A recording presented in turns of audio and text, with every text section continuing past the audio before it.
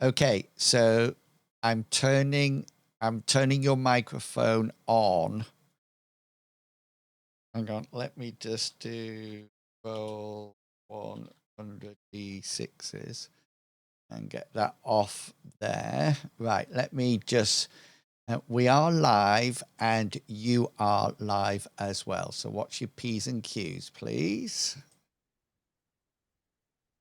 That means Captain just can't talk. Not for 5 minutes. I was sent a cease and desist letter, so I was at, I had a... Yeah. Let's put Lionel up there because he is absent. And let's put Mr. Fishy down there. Captain in his slot. And then let me just check. Oh, the only person in the right slot is the Pickles. Yes. No one else. That's what I do. I'm in the right slot. What a creep. Yeah. But I always seem to be in the right spot. There you go. We are in. I must admit, I was watching the end of the last week's playing session back, and it's so funny watching Captain Kangaroo just do this all the time. It's the special sideshow. Yeah. And I think at one point he does something like this, and Biohazard mimics him. I'm not too sure. I didn't know whether or not they had a secret handshake between them. I'm just trying to show some direction, that's all. So I'm just gonna... I like when it just does not obey you. It has a mind of its own.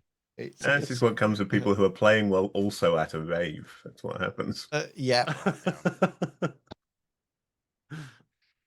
So we're now on the big screen. So underneath me in the middle of it is rotating your character sheets in abbreviated form. But it sort of like gives you your characteristics, your major skills, but it doesn't give you your skill percentages. And then it also says fights with A. And I did not use AI to generate them. I did them all by myself. So it says things like not Mr. Pickles, Bartleby Fumus. And then I think it says Theist or Cyrus. Cyrus has a second name as well. I forget what it is. And Cyrus. Oh, yeah, you posted these, didn't you? Yeah. Theist of the moon goddess Amriel. That's what Bartleby says.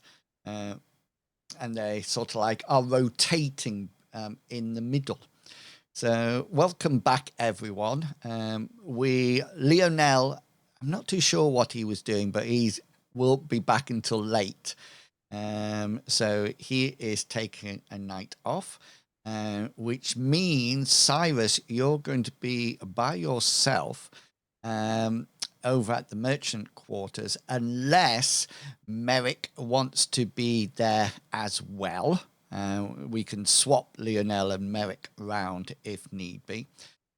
If you remember at the end of the last adventure, you were about to follow a young squire or apprentice that was rushing through the gate. He didn't have, when you saw him beforehand, he was carrying parchments, etc., but he hasn't got any now. You were going to call him over to have a chat with him, but Cyrus convinced Lionel to let's follow him rather than trying to stop him to see where he is going. Bartleby, you had met I forget what the shrine's called. What's the Amber Shrine? The Amber Shrine, yeah. And you had met Brother Caldus, I think, and you had pretty near identified him as a shaman or a shaman, some kind of animist. And if you remember, you used Witch Sight and got a critical success and actually managed to see something hovering behind him, if you remember. Oh, yeah. Some kind of big non-corporeal beast. And I think he... you offered to help him. I think that was the case, was it not? Yeah, he was remarkably friendly for a person from this town, so I was very eager to help. Yeah. And how much information did he give you? He had told me two critical things. The quest that you're sort of talking about is that there is a small street shrine in the lower district near the gate that is not answering prayers or requests for blessings. I think he said offerings and requests are going unheard or something like that. Yeah. Unanswered. So he asked me to go investigate it and see what I can resolve. Yeah. The second thing, though, was what he told us about the harbor district. Oh, yes. That dead animals were washing up on the side of the lake. Yes. And that Ilson Rook might know something about it. Who's Ilson Rook? He's a marine biologist. Captain of the Lake Wardens. Yeah, leader of the Lake Wardens, who you have done some work for when you went out to the tannery and defeated the river roper, and then almost made friends with the river folk, but also I think Lionel wanted to wipe them out in one fair swoop, but because I just remember saying something like, I forget what it was. I was quite harsh, I felt afterwards, because I think I said something like, yes, one dead person, one evil person in a town, and you should kill the whole town, or something like that, which I, looking back, I felt was a bit harsh. I mean, historically, that's always worked out well. Tactic. Merrick and Hazra had headed further upstream to see if there was anything up there, but and that's where we left Merrick, I think. Is that makes sense? Yeah. I mean, because I wasn't here, so that would seem a reasonable way for him not to be around. So even though you're in the lower district, you're not really, but you will be there soon. Because I'm going to tell you in a second what you found up the river. Just to let you know, as you were walking, Hazra slipped and fell into fast-flowing water and was carried off downstream. Never seen again. Well, he might be one day, but currently he is gone. Currently, he went down current. Yeah, very. He might pop up in the middle of the deep lake one of these days. He's going to wash up with the dead animals. Yes. Oh, so the harbour did. This is the harbour district over here. If you remember, I forget what the is it. What's the key to make your name come on it? There's a key that if you press, was it V? Oh. Remember what? I'm sure there was a key that if you pressed, your name came up on the cursor. Oh, yeah, but I can't remember what it was. There was something. I put it in the Discord. You did. I just need to know. I don't understand the thing in the Discord about tentacles, by the way. I'm just glancing over it at the present moment in time and see, and I haven't Googled it because the little anime girl looked quite shocked in that GIF that was there, which scared me somewhere. B. Probably good to be scared. I think if you press B, yes. Can you see if you press B, it comes up as GM, but it does on mine. Mr. Bartleby, we are coming straight away to you. And you were heading off to see a shrine, I seem to remember. Yes, that's He exactly wanted where to I see was a heading shrink, to. but he misspelled it. I'll have Yep. you know, I can cure mental illness. Anyways, and can I all please remind you of the increased damage that is being put out? So Mr. Bartleby should be everybody's best friend at this point. Best friend. Yeah. He'll Bartleby's mind. always been Merrick's best friend. It's the only member of the party he actually trusts. He actually likes, yeah.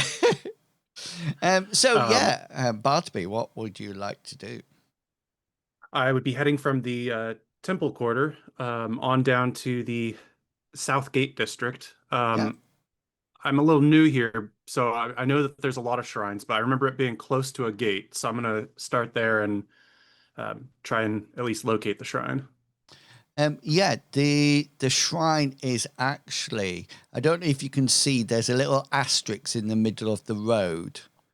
And just to the left of it, there is a tiny little shrine. Can you see it? Oh, yeah. It looks like I can see it. It looks like a bush. But it is a shrine. That's what it is. And once you get over to it, as you do you want to approach it, or do you want to stay on the opposite side of the road? What's going to be your plan? I would like to be observant first, like make sure when I approach it, there's nobody else using it. But if I see somebody who's about to use it, I would like to watch. Okay, since then. I don't know about these shrines. So there's lots of information that you can get just by watching on the streets, but roll a perception to see how much of the information you get. So remember, all the information is set up as fail, fumble, fail, standard, crit. Well, let's see how good Detective Bartleby is.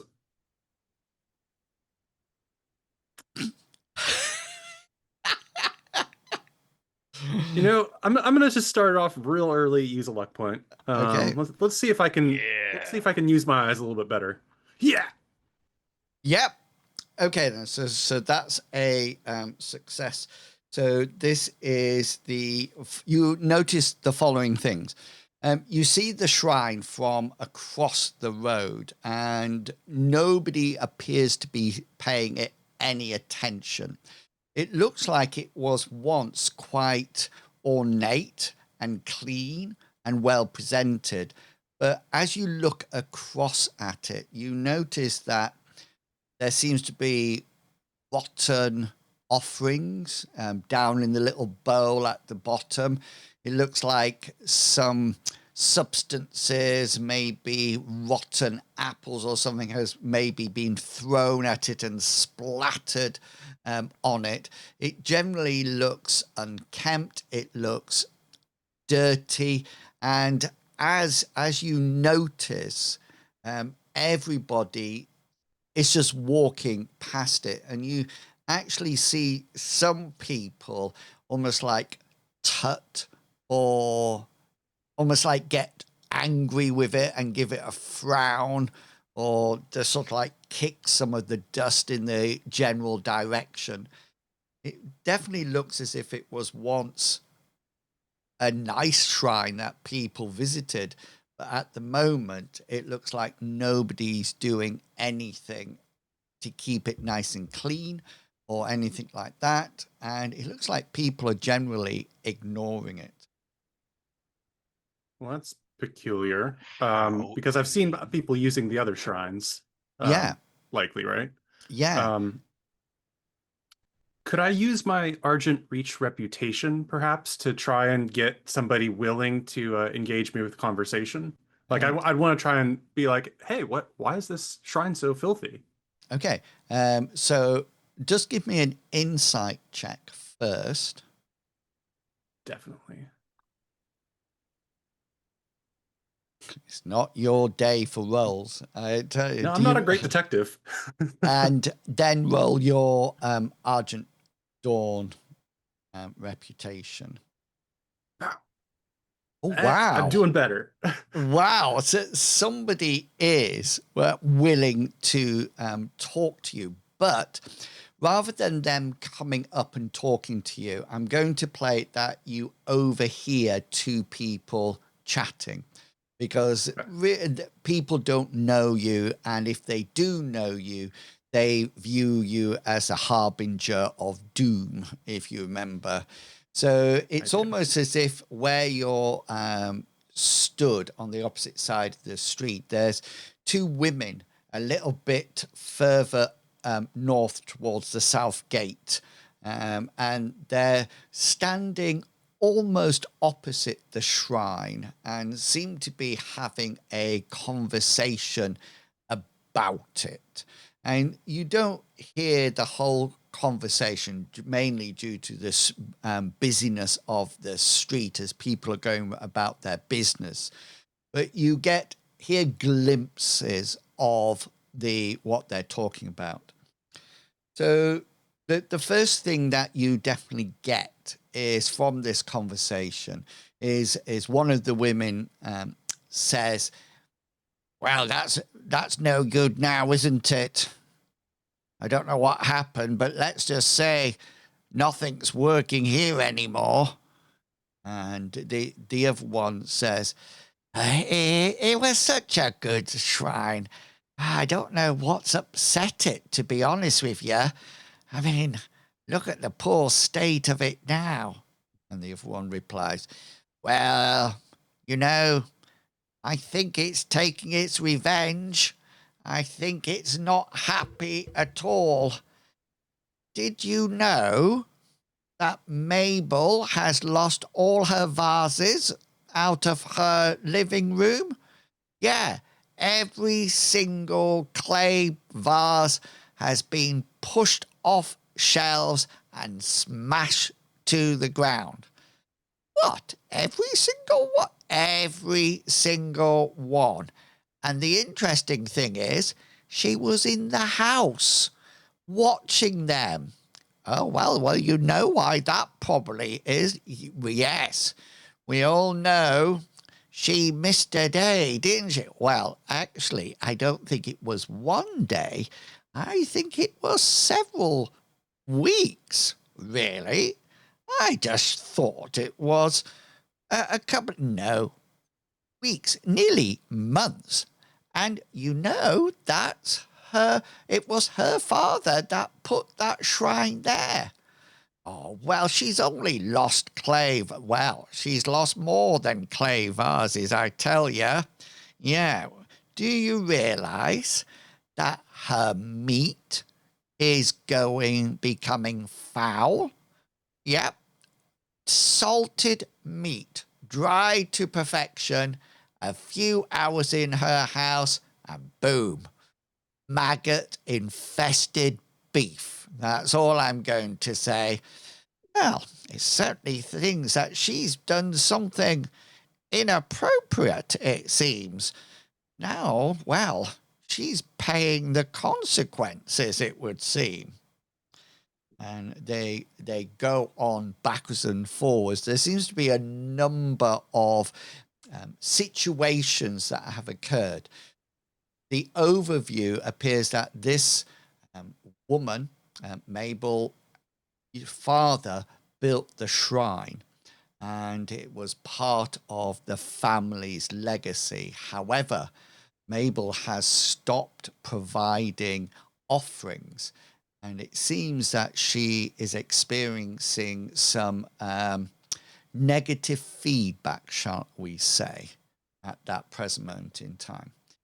Before you say anything, Mr. Bartleby, I'm going to give you some thinking time and swap over. Think about what you just did. Yeah. I just stood there for minutes on the street. I'm going popcorn watching these ladies. I'm going to swap over to you, Merrick. So can you see the hex map? Merrick? Did I move you onto it? Let me have. No, I didn't. Don't worry. No, I'm seeing this. Now I'm seeing a hex map. Now you see. So you can see where the map pin is. Okay, so that map pin is where the tannery was, and then you actually came down this way, if you remember. This was. Can you see the tower right way up at the top? This is how you actually came into Argent Reach. In that direction, right? And so this was the tannery.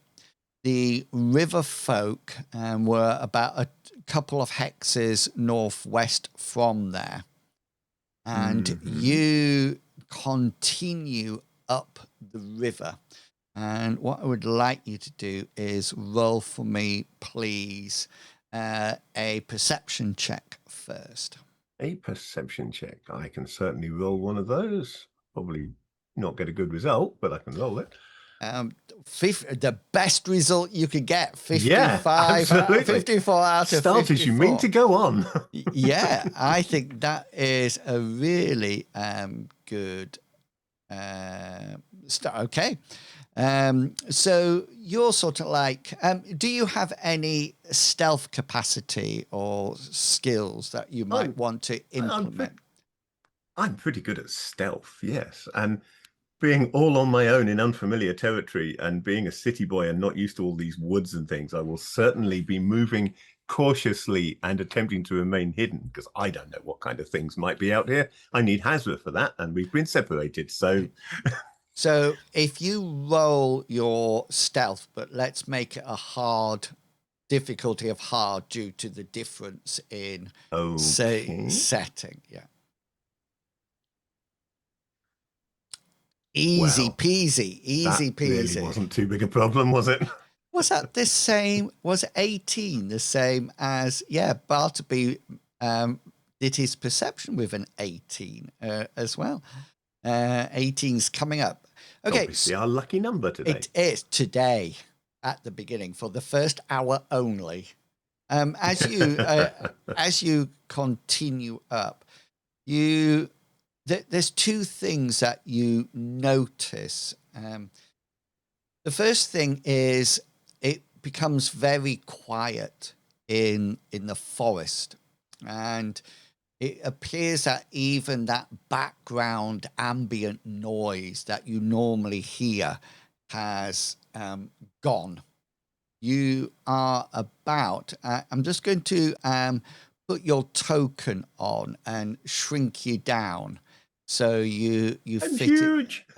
So you fit into a hex like that. And you're a little bit way further to the mountain. So remember, there's a mountainous range. And when you get about this close, you notice that the forest is suddenly quiet.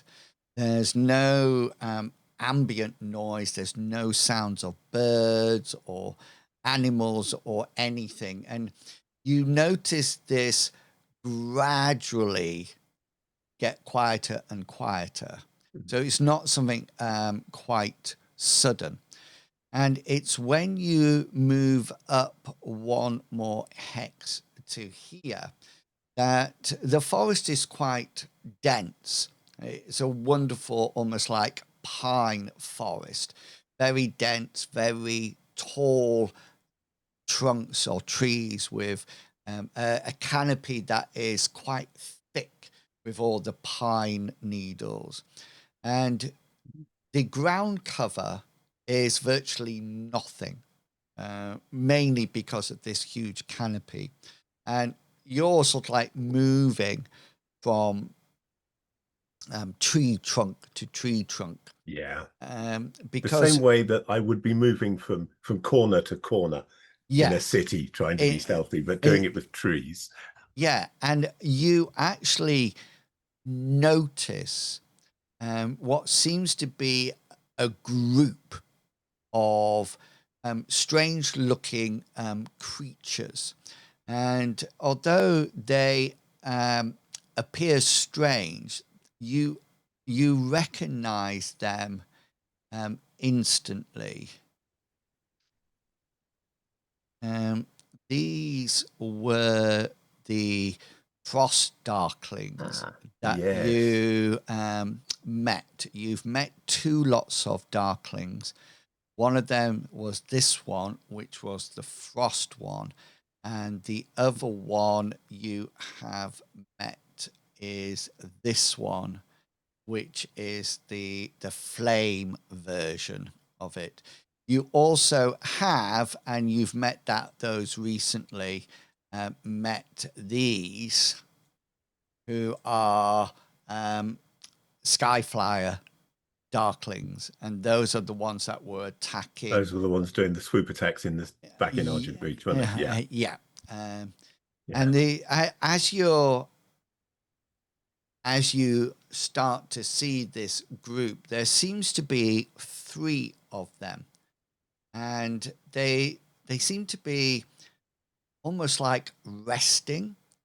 You notice that they beforehand they didn't appear to be armored or weapon when you first met them. They just have spears. These actually have short spears, and they also have target shields. You notice also they have horns, and they all have some kind of club attached to their belt. The other thing that you notice is that as you peer round the trunk and you can see them in the distance, you'll notice that wherever they stand near to a pine tree, a thin layer of frost is appearing on the pine trees. It almost like appears that they have that a frost aura that is emanating from them.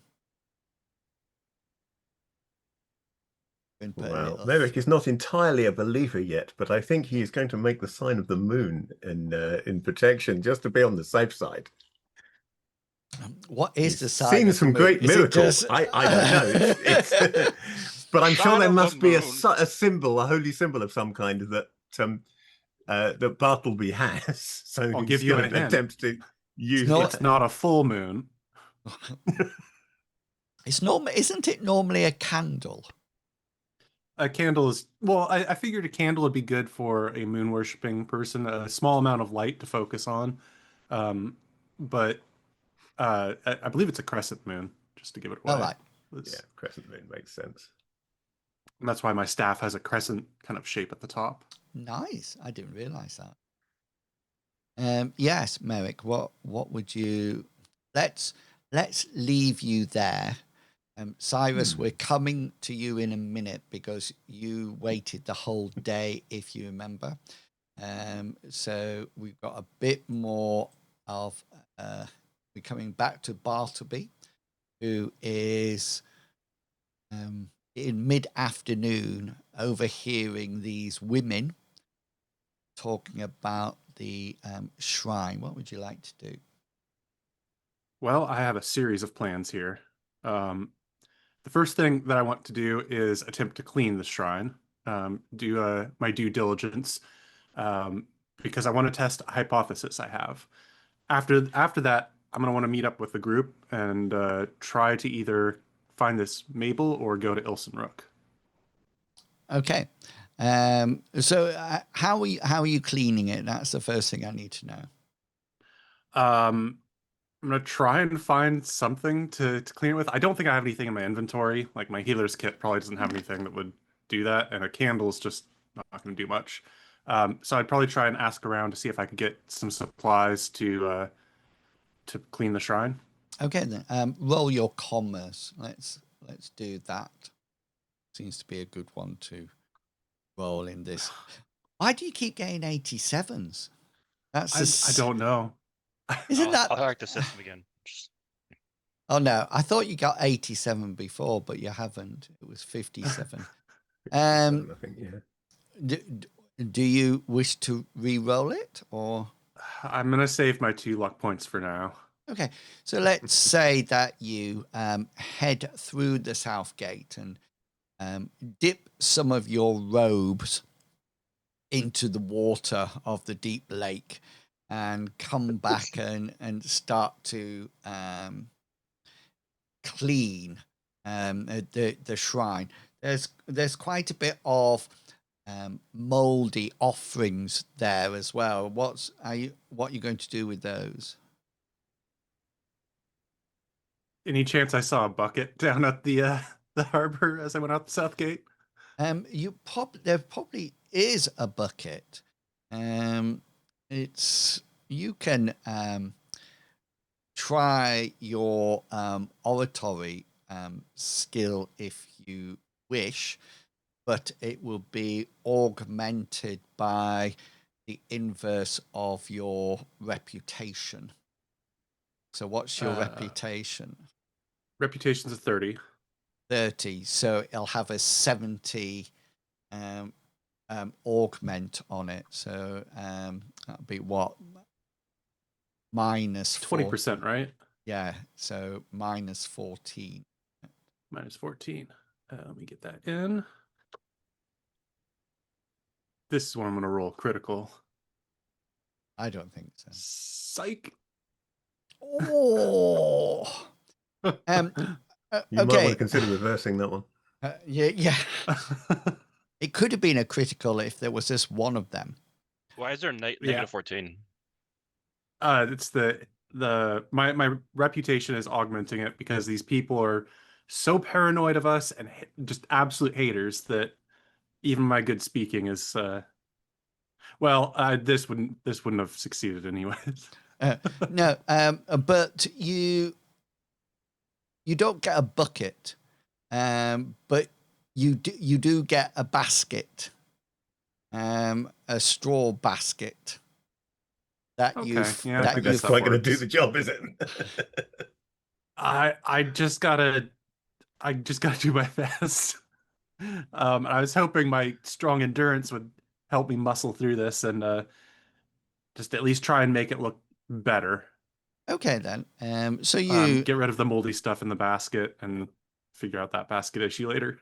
you sort of like pick up all these bits with your hands and move them around, and you definitely get the feeling that people are watching you. The two ladies on the opposite side are that you overheard. They're pointing at you and sort of like seem to be looking at you in disrespectful ways, and you sort of like carry on picking things up, and these decaying bits of fruit and other matter are quite smelly as you lift them up and put them into the basket, and you're making a fairly good job when all of a sudden you hear a voice behind you, and this voice says,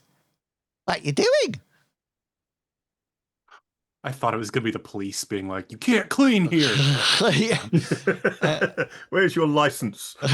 And there seems to be a young girl stood behind you. She seems to be more lower district dressed, if that makes sense. Her hair is blonde but short, but she does have piercing blue eyes, and she's sort of like there in a long smock, and she sort of like seems to have shoes that have various holes in it, and raggedy socks on, and she just says, "What are you doing?" I'll look at her and say, "Well, my best." "Are you going to eat that?" No, I'm trying to clean this shrine. For some reason, it's quite dirty. "Why?" why am I trying to clean it, or why is it dirty? I'm not sure if you're. Either? I don't know. It seemed disrespectful to have a dirty shrine, so I thought I may as well clean it. Brother Kaldos of the Amber Shrine had suggested that something might be wrong, so I'm here to figure it out. All the time she's talking to you, she's sort of like rubbing her foot in the dirt. So it's sort of like bringing up a slight haze of dust. And she seems to have what appears to be a pebble that is quite smooth looking. And she's using it almost as a ball. Or she's not looking at you at all. She's either looking at the dust or throwing the pebble from hand to hand. And you finish, and she says, "Why?"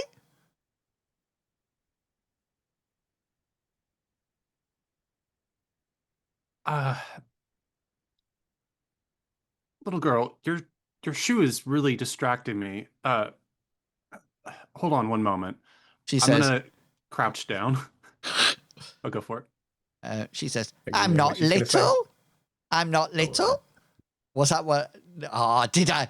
I'm becoming. I was expecting another why? Yeah. I didn't want to be predictable. I'm not little. I'm gonna ignore her, and I want to tap her shoe with my finger. And cast a spell. Oh. Like Oh, to you cast repair on her shoes. Oh. And I actually succeeded too. Yeah, even with minus 14 augmentation that you should wouldn't. I? But that's good. You she sort of like looks down at one of them. Do you just do one of them?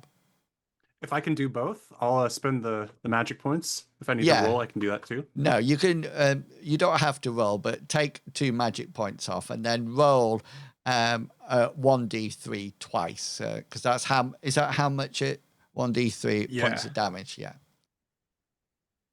They call me the Cobbler Priest. Oh, a 2 and a 2, and she looks down at them and says, "Was that magic?" It is the power of my goddess, and I'll stand back up. What's a goddess? It is the one I serve. Like your shrines here, I have a goddess that gives me power and the ability to fix things. You mean like a lady, and you're like their servant? Yeah, sure, that works. Pretty much. Actually, exactly like that. Yeah. Can you roll perception, please? They're picking my pocket, aren't they?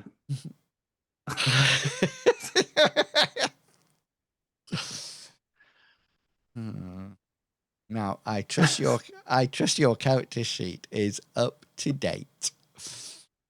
It should be. Most of the things I have stored at HQ or whatever would be back in Lindo. But otherwise, everything that's held is probably held. Okay. What about things in your pack? Are they with? Oh yeah. I'm probably carrying my backpack with me everywhere. Okay. She says, so you're a servant? Yeah, that pretty much sums it up. I'm a servant to my goddess Amriel, and through her, I'm able to help people and fix things. And Amriel forbidding, maybe I'll clean the shrine too. You're new here, aren't you? Yes. Well, yeah, very new, obviously, if I'm the only one cleaning the shrine. I've been told you're a bad man. Do bad people fix shoes? With bad magic. I might not be able to get them off now. Are you really bad? I don't believe so. Are you? Oh, no. I'm not bad at all. I'm a good little girl, I am. She's now started to almost like dance round you, Bartleby, as she talks, holding the bottom of her pinafore dress as she goes. So you're sort of like having to track her as she moves around. And she says, "Okay, bye," and goes trotting off down this road here towards the lower district. Did you say you're going back to the Copper Cup now? Yeah, if I've cleaned as much as I can, or at least left a mark on it that I could verify later, then I'll head back to the Copper Cup. Okay. And in a minute, Cyrus, we're coming to you because it's coming into the dark. But before that happens, Merrick, we're back up with you watching these frost darklings in between the trees. Yeah, I'm a tad concerned about these. They are not something I want to mess with, but I do want to know what they're doing and why have they suddenly got better gear than they had before. So I think I will watch them for a while and see if they do anything or if they just seem to be camping here. Okay, roll another perception check, because now that you're closer and you can see them, there's new information that is or possibly is available. Okay. Do you want to reverse that? That's not so good. I won't reverse that, but I think I will re-roll it. Okay, then. Use a point of luck. That's Nice. more like it. Nice. Okay, then.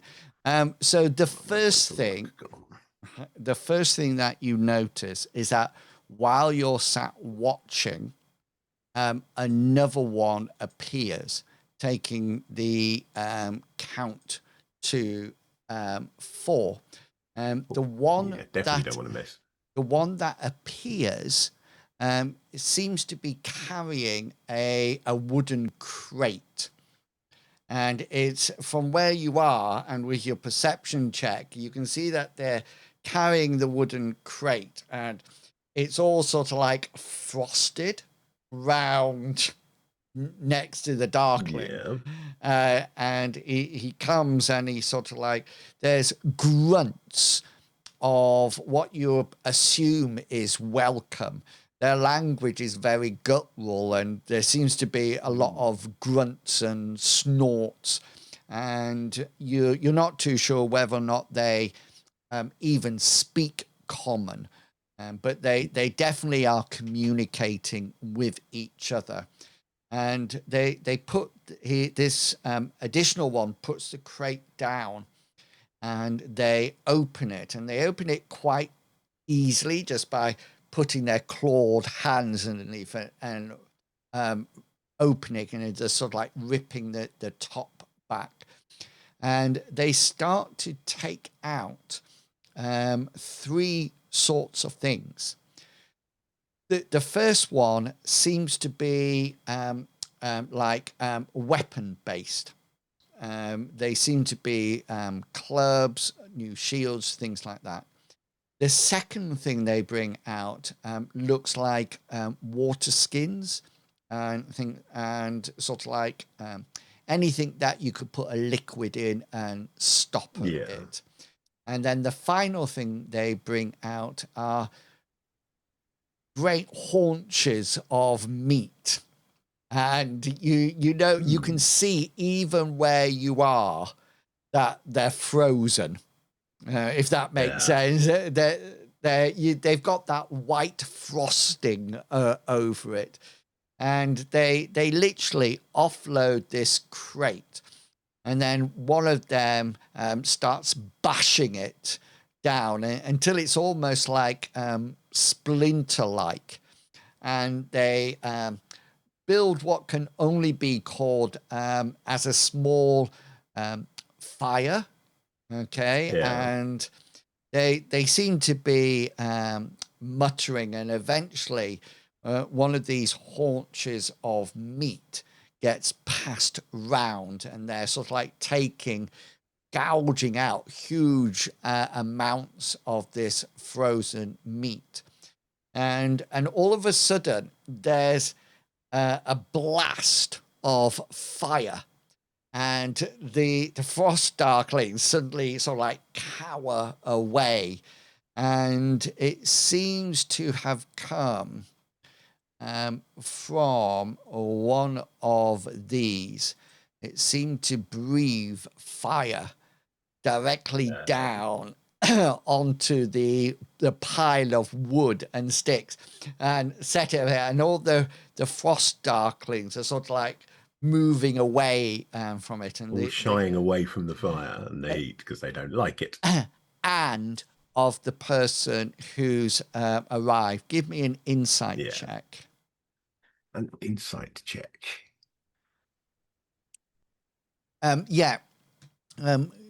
You've seen. Can't say. Are you leaving it? No, I want to know what's going on here. I'm going to use my only other luck point, which is probably very foolish of me, but I'm going to spend my only other luck point and I'm going to swap that. Okay. It definitely seems that this fire darkling or flame darkling is in charge, and for the first time he seems to be talking in common, and he seems to hurl insults at the frost darklings to start off with, as if he's in charge, and they mutter, and one of them puts the haunch back in the pile that they were gnawing at, and you hear through the forest, through the trees, you hear the following almost like phrases or words, and you hear him bellow. He sort of like says, he will not be pleased. And sort of like goes and to try to slap some of the frost darklings who sort of like cower and shy away. And then he says, when he comes in the next he will be here in the next couple of days, and then you better behave yourselves. And he sort of like wanders over to the fire and sits down and warms himself. As you notice, the other frost darklings get further and further away, and the big guy just takes one of the frozen haunches of meat and just casually throws it onto the fire. Lots of hissing and sizzling, and he sort of like lets out a somewhat of an hideous laugh. They don't seem to be aware of you there at all. What would you like to do? It's getting risky now, because if the frost darklings have moved away from the fire, then one or more of them might have moved closer to me, which increases the chance of them seeing me. Correct. And there's an extra pair of eyes there as well. So I'm not going to make any rash movements, but if the coast seems to be clear, I'm going to try and sneak away. Okay, then. Roll your stealth.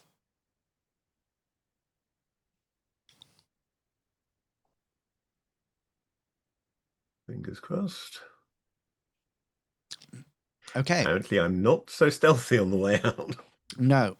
So two things happen as you start to head off backwards, you suddenly hear you step on like a broken twig, and it just sort of like snaps, and you're sort of like behind a tree, so you almost like quickly duck behind the tree, but just beforehand, as you ducked behind, just before you ducked out the way, you notice that the flame darkling suddenly, his head suddenly flicks round in your direction, as you get back behind the tree. And we'll leave you there to think what you might do. I had a feeling you were going to do that. So you've got plenty of time, and we're coming over to you, Cyrus. Yeah. If you remember this little lad, he was one of the apprentices of a noble that you're following, and he's just come through the gate, and he's walking at speed, and you both were at the gate and you let him go, and I think the plan was to follow him. Was that the plan? Yeah, just kind of seeing where he's going, see if he's going to like an area to lay low for the day. Maybe he had a hard day and maybe he wants to go to a pub or something. Okay. That kind of thing. I'm just kind of seeing where he's going. Hopefully he's not just going with his family and it'd be boring. Okay. Do you have a streetwise skill? No, but Lionel did. I'm just opening his character. He has quite a good streetwise. But he will use a point of luck. And He would. If I knew him, he would. I'd be like, he would. Yeah, he would do that. And you sort of like head off, and you start to follow this lad. The lad is moving very purposefully, and he's now in the craftsperson's district. And because it's getting to the end of the day, a lot of the shops, are closing down. And this is obviously not going to be the best. It's not going to be very busy during the nighttime hours at all. The little lad is moving, and he seems to be very purposefully moving. He actually fails his stealth roll, so it would have been an opposed roll. But he's actually failed with an 87. His actual stealth is 80. And so you actually managed to keep, quite remarkably, keep an eye on him. And to your utter dismay, he seems to be very purposefully moving out the way of people. He seems to be very nimble as he goes down the street. And someone does his morning stretches. Exactly. And he doesn't seem to take any notice of what's around him. He just seems to be purposefully going to a location. And your heart drops a little bit as he comes to a blacksmith's, okay, and there's a middle-aged man stood outside.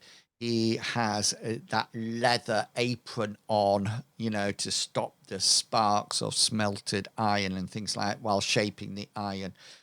And he seems to be looking up and down the street, and I'm just looking inconspicuous, just like, wow. Yeah. Crazy. Well, this blacksmith seems to be more intent on seeing the lad. And as the lad comes up, the blacksmith sort of like reaches out and ruffles the top of his hair, and then with his other hand he sort of like ushers him into the blacksmith, and the guy on the outside does something, and I would like you to roll your insight. That's good. If you ever fail a roll, I'll roll Lionel's, okay, for you, in case, so you have that double chance. But that's good enough. He seems to be looking for a moment up and down the alley, the street, before he turns and goes inside and closes the door. And you definitely get the feeling that you think the blacksmith was checking that the boy wasn't being followed, if that makes sense. He was just the way he paused and he looked from side to side. And then the other thing that you do notice is that he goes, rather strangely, he goes in backwards into the doorway. So he doesn't turn all the way around and goes, he's just sort of like slowly backs up, goes through the doorway as he's keeping an eye out, and then shuts the door from the inside. Interesting. What would you like to do? I'm gonna keep walking, just walk past the blacksmith. But I just kind of. Is there an alleyway? I'm gonna keep walking, but not make myself too conspicuous. Like I'm checking another blacksmith. But is there an alleyway between the blacksmith and the next building?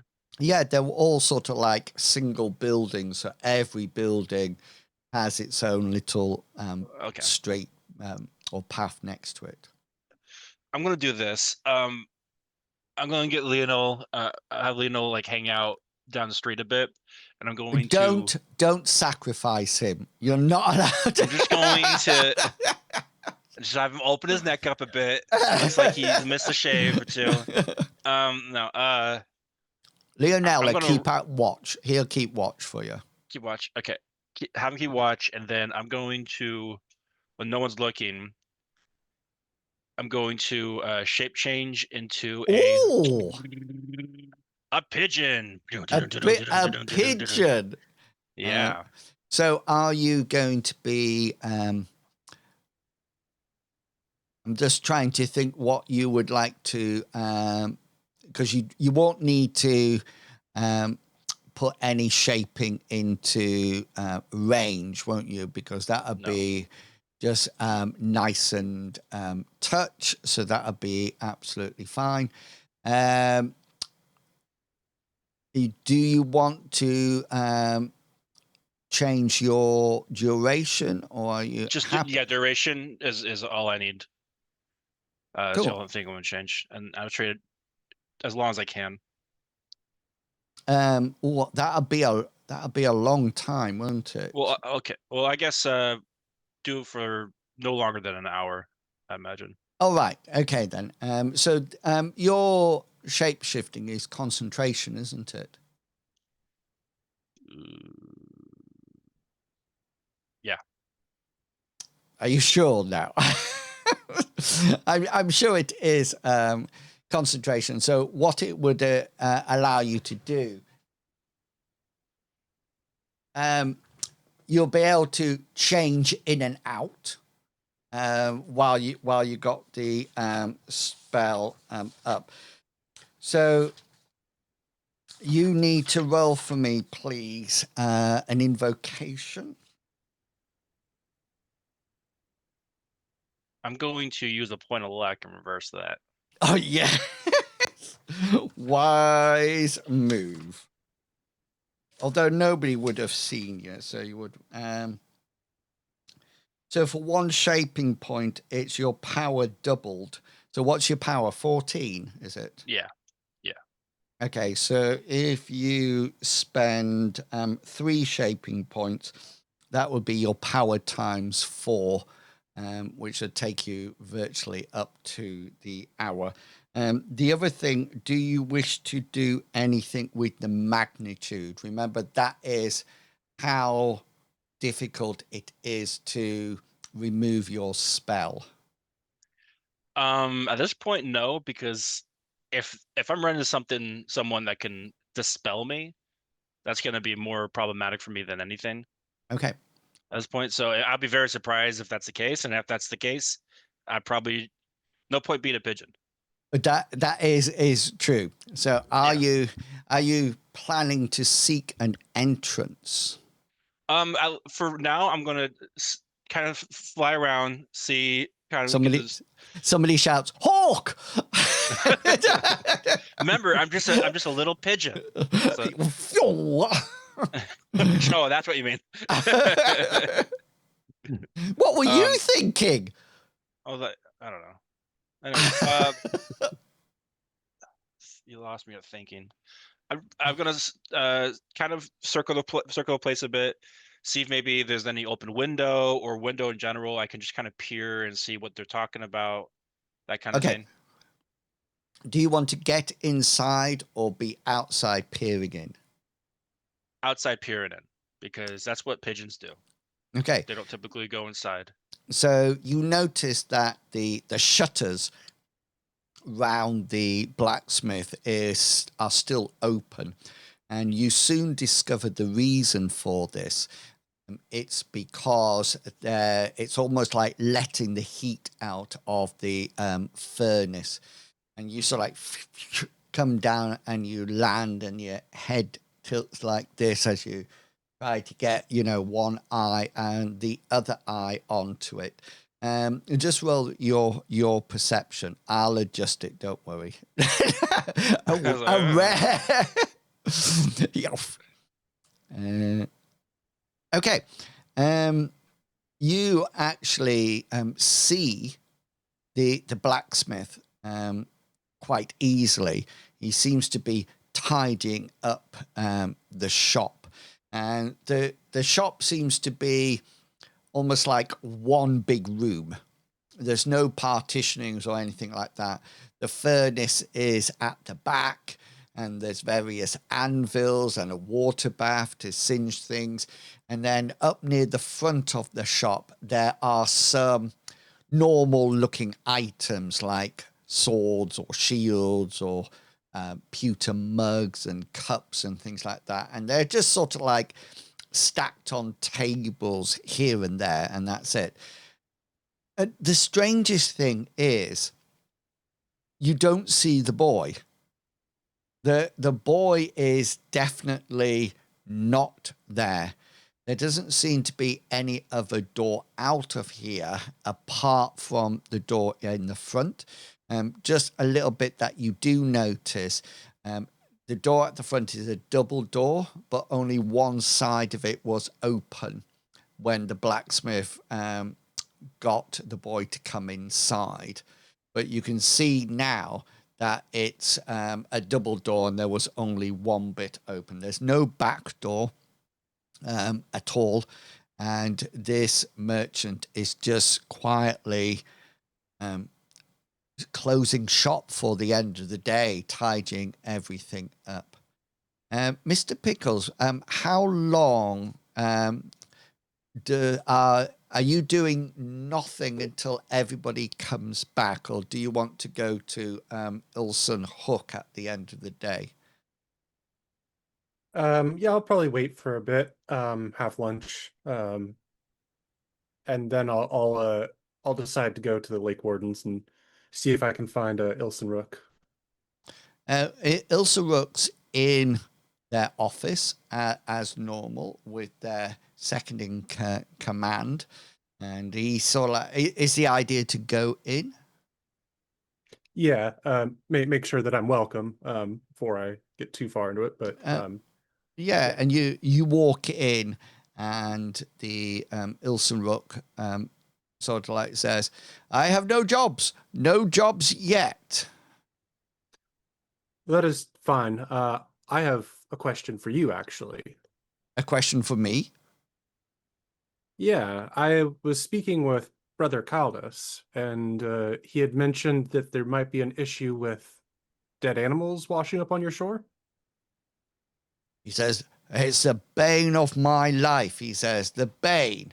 And he sort of like points generally westward.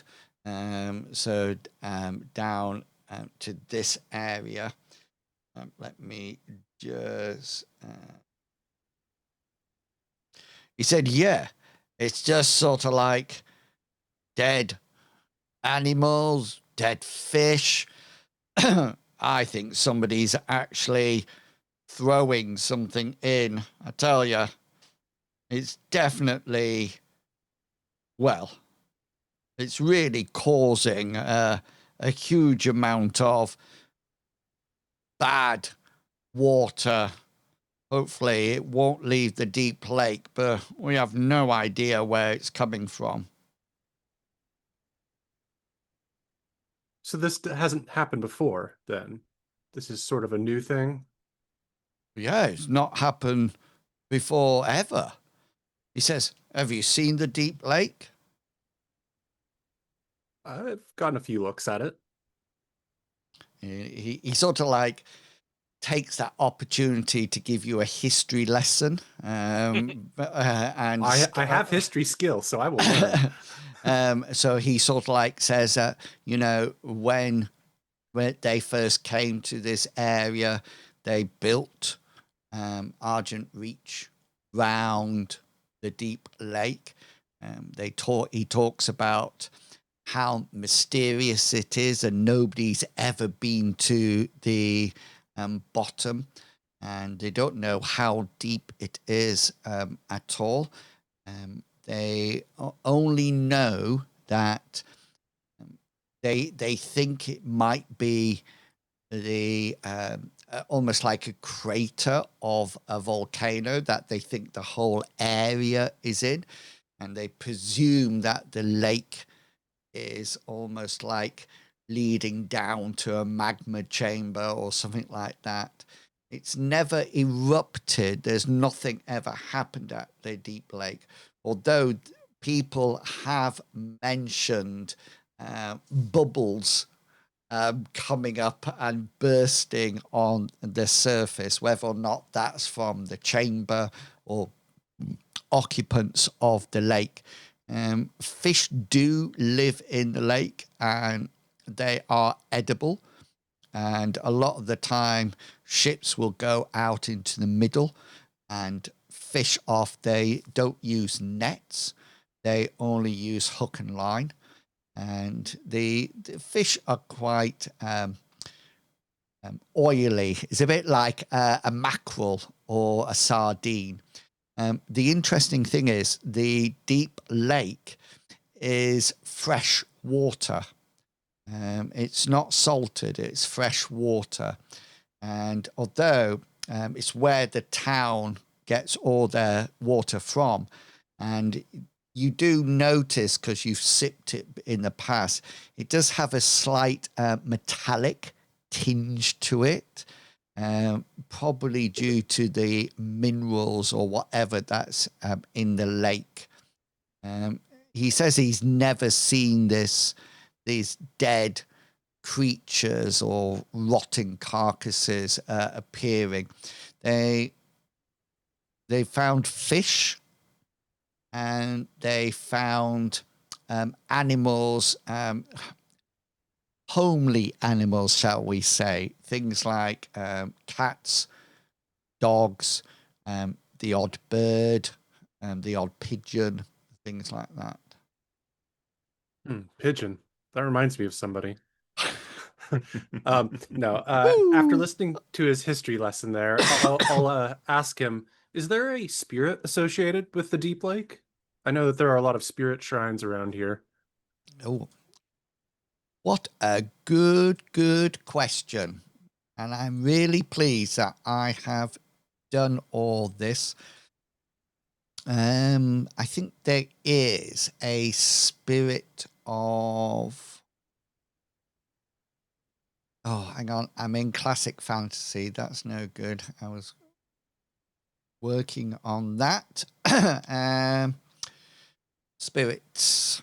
There is a spirit of rivers, lakes, and waters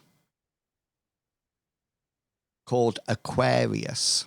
That's the deity. Aquarius. It's the age of. The age of Aquarius, yeah. Spirit of rivers, lakes, and water. Just trying to find a link because I remember I had a link to all of the spirits that we were told about when we were entering the town. Yeah, I can. Is that on World Anvil? It certainly is on World Anvil. I'll post the link in World 20. There you go. Excellent. I'll read that momentarily. There isn't anything that you could think of, Ilson Rook, that may have caused the spirit to be angered recently or vengeful? Are you talking about the shrine or the polluted? I'm talking more about Aquarius, but I have Okay. some connections in mind. And I'll note because I saw a shrine that seemed to be defiled over by the south gate. And he sort of like says, Aquarius doesn't have shrines. You throw your offerings into the lake. He says, he looks round almost to make sure nobody's listening. And then he says, I blame the merchants, you know. I think they're just chucking things in and causing this degree of pollution. They're always thinking about themselves.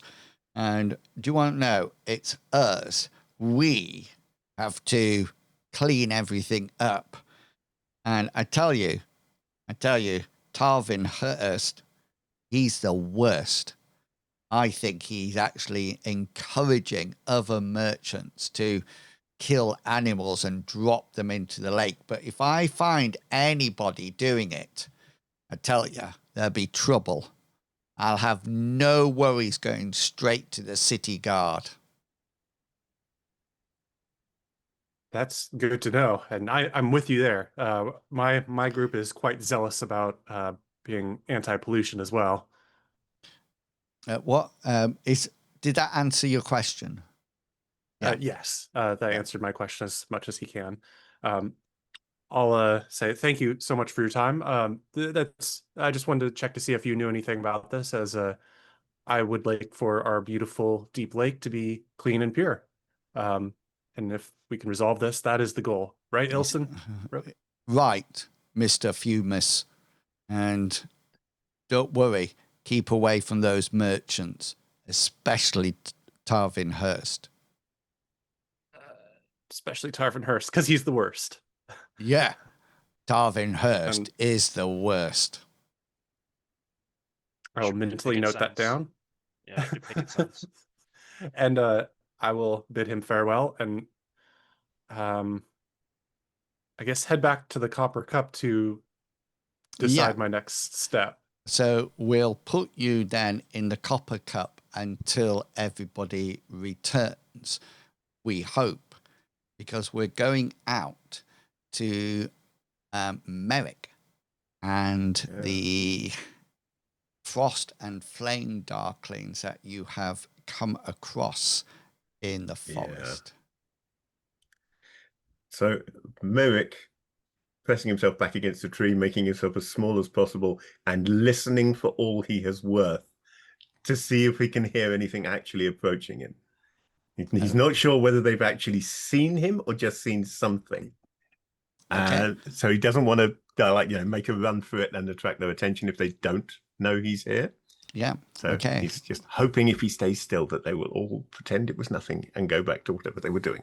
Okay. So do you want to roll your perception to see whether or not you hear them? I absolutely want to roll my perception so that to see as I fail my perception roll and have no idea that one is sneaking up right behind me.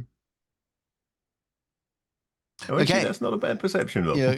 You do, and I don't need to oppose this because the they're not trying to hide their approach at all.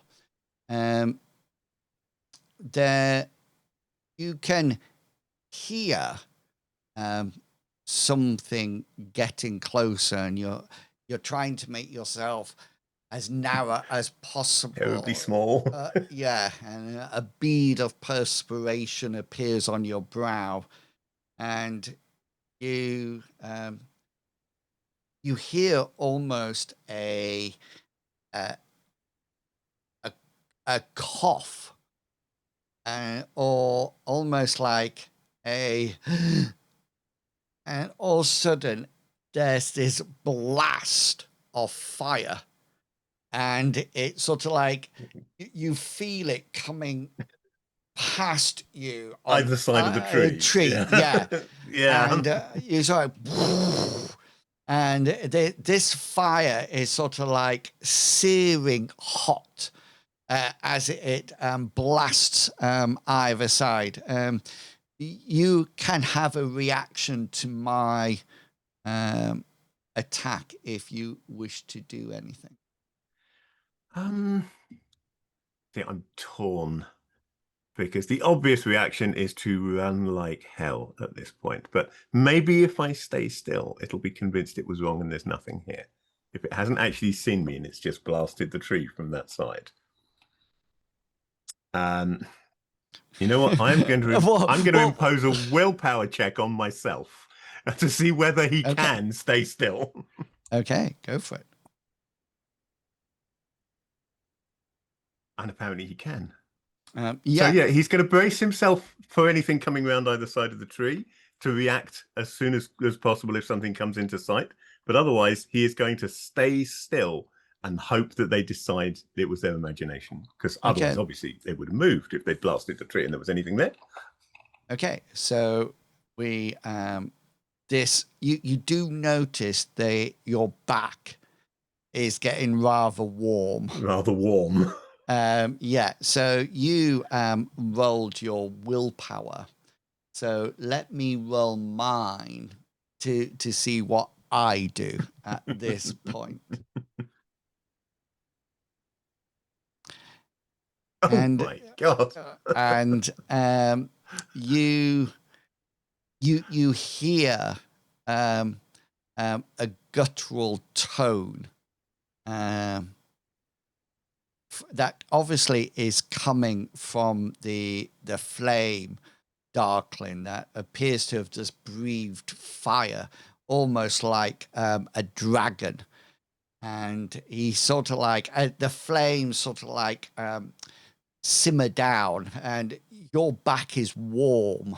You know, just glancing at the side of the tree, you know, it's almost like charcoal down either side. Let me I just need to know how much damage. Okay. So it's sort of like a blackened, but it didn't manage to get through the tree to you. But the sides are all blackened, and all of a sudden, you don't think, although it seemed to be a perfect plan, it's almost like the person, this flame darkling, knew you were here. And you hear him in a guttural, broken, common shout in your direction. You're not too sure what's happening, but you do hear his voice, and he sort of like says, "You need to run. We know you're there." And then he says, Can I get an idea how far away he is? I know exactly how far away he is. Because you know how far his flame blast goes. Yeah. So he is about 16 meters away from you.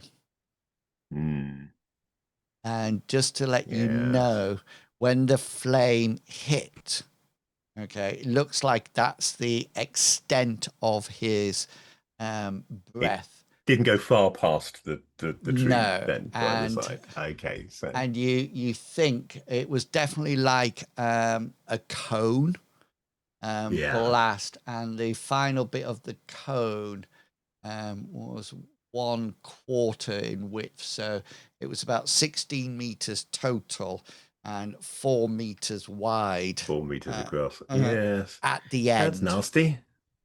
It was like under the circumstances, then I think I'm going to take his advice and I'm going to run like hell. So you start to run, and you can hear several things behind you. First of all, this flame darkling is sort of like, say, he shouts out, he bellows out with his almost like Minotaur features, and says, "Tell them we'll be coming soon." And they all Eric will not say anything. He's saving his breath for running, but he's thinking that's the plan. And you can hear the frost darklings sort of like giggling and almost like getting excited, like little imps. And you hear another roar of fire, and you just sort of like have a quick glance behind because you're thinking you might have to hit the deck. And this flame darkling is just going bang like that with his chest and opened his mouth, and the flames are shot up, and it's kindling the pine needles. And they're all pulling a full Gandalf, laughing. Could you roll your endurance for me, please? Yeah, I'm not very good at endurance, but we'll give it a go. It's time to endurance now. Okay. No, I cannot roll my endurance at all. You get back to the tannery, and you need to rest. Okay, you've already got roll a 1d3 for me, please, because you've failed your roll.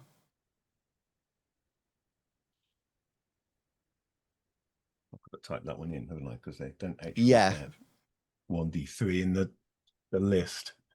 Correct. 1. That's not bad. I can cope with 1. Yeah, so you've got 1 level of fatigue. 1 level of fatigue. So that puts me up to being winded. Winded, yeah. Okay. Well, if I've got to rest, I don't think the flame thing's coming after me, but I'm not sure it won't send a couple of frost things. So I'm going to try and find somewhere near the tannery to hide while I get my breath back. Okay, and this, just to let you know, will delay your arrival back. Yeah. So you won't be back when Cyrus and Bartleby are back. It'll probably be half a day later. Okay. Fair enough. When we come back, Cyrus, we are coming solely over to you. And then whatever you do, we'll then go back to the Copper Cup, and Cyrus and Bartleby, you can decide what you want to do. There'll be the night pass, and then the next day.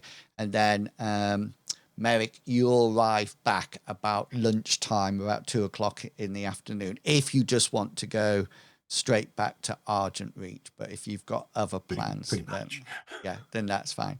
Okay, we're going to take a quick break, everyone. We're going to be back at 1:45. So please do head off, grab something to eat and drink.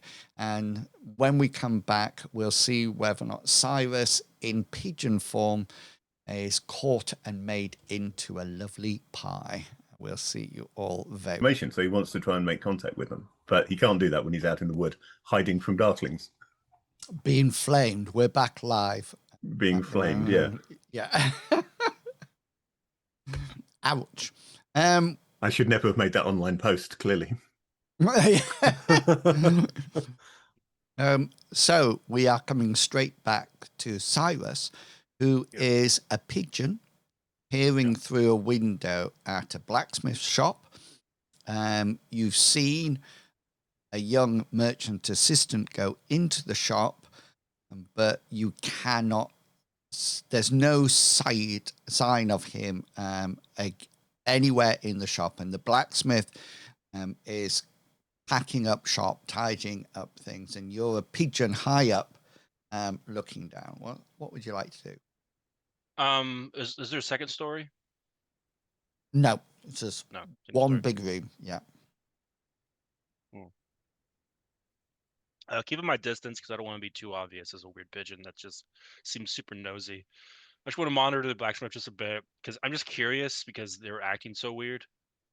At this point, just weird curiosity because nothing else going on.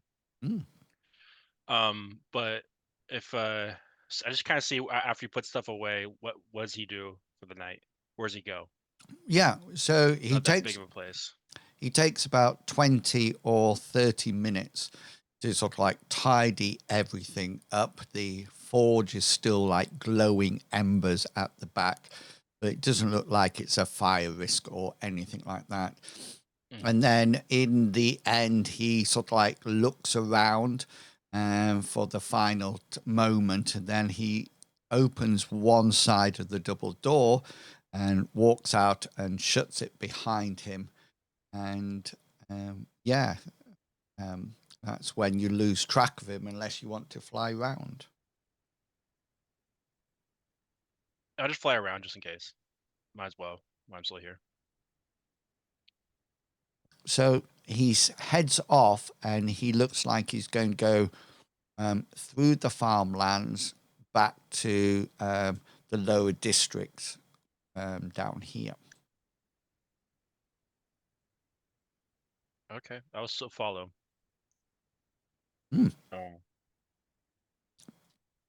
He seems. I'll be following. I'll be on top of of roofs and whatnot. While also monitoring for suspicious predator activity. Roll a perception check. Let's see. Come on, baby. Hey! Yeah, good pigeon sight. It seems to be coming in quite dark. Your pigeon senses are failing somewhat, but you don't think there would be any hawks or anything out at this time. It's coming in via dusk. The next thing that you would be really worried about would be owls, because, of course, those are completely silent hunters, and they should be coming out, once it gets dark.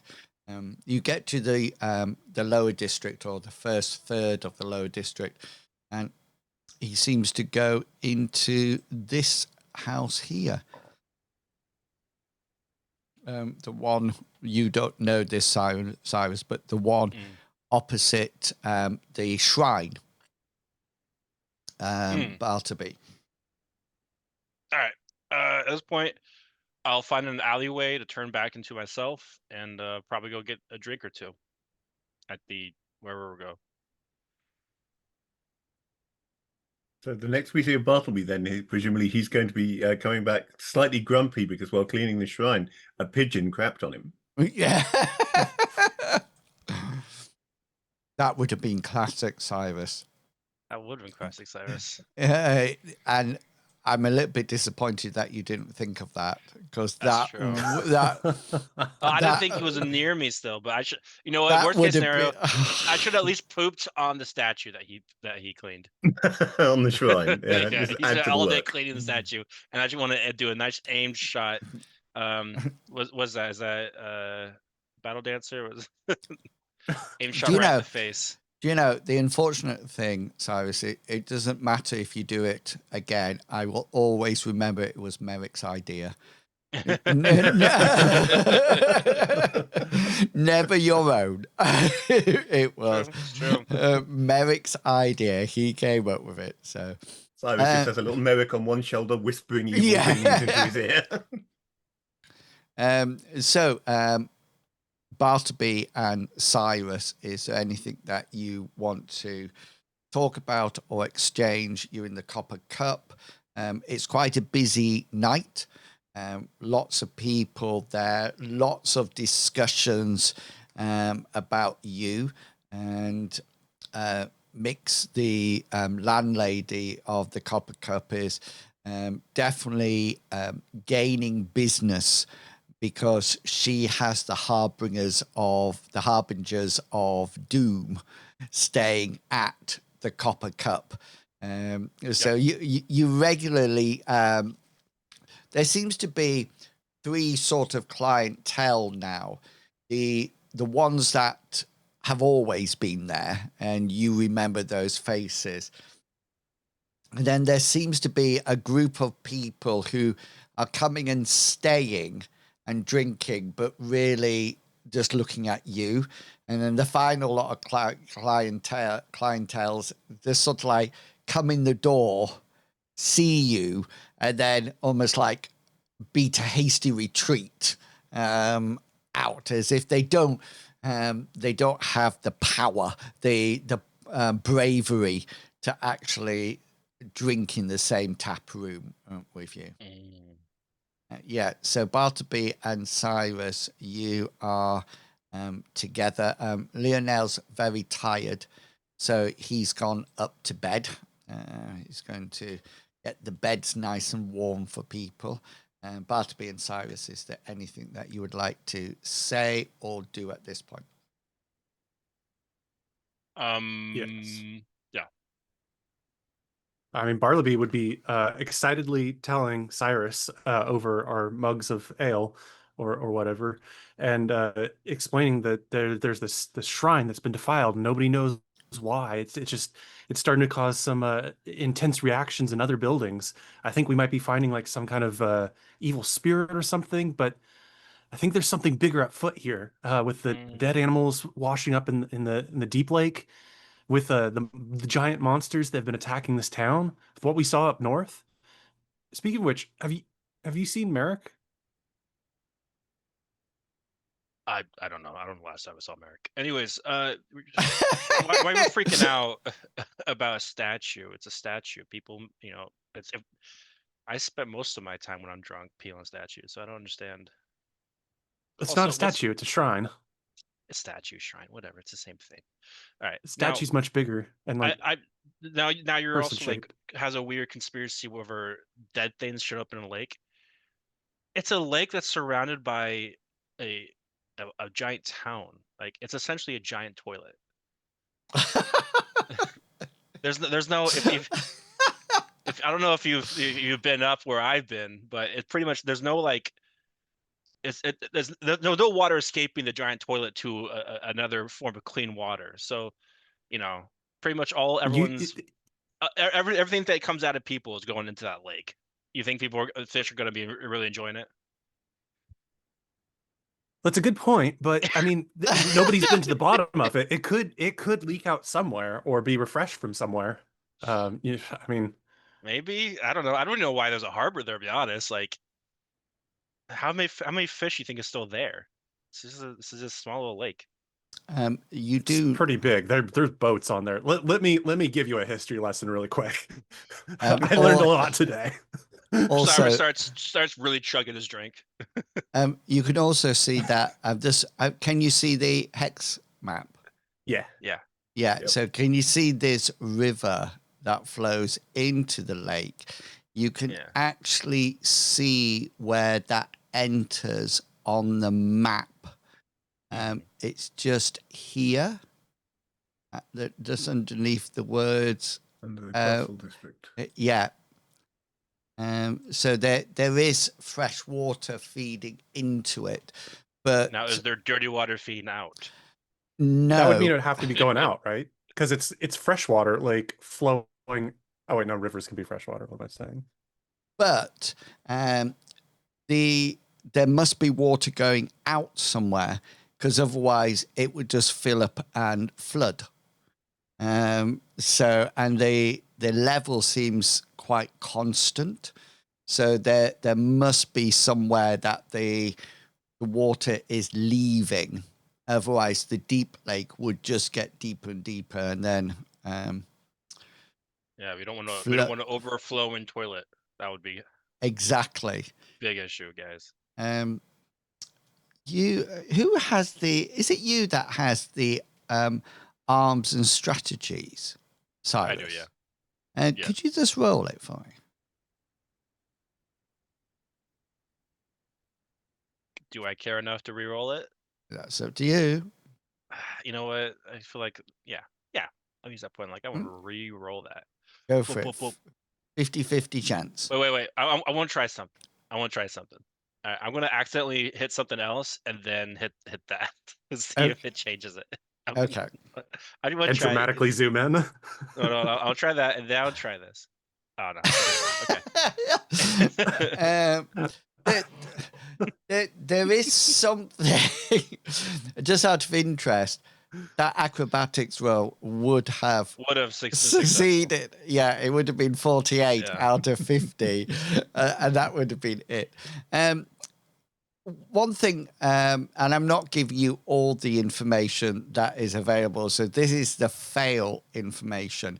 One thing that does puzzle you somewhat, because it is quite obvious, and Cyrus, you're a little bit annoyed with yourself that you haven't mentioned or recognized this before, but you're not too sure why there's an inner circle of wall round the lake.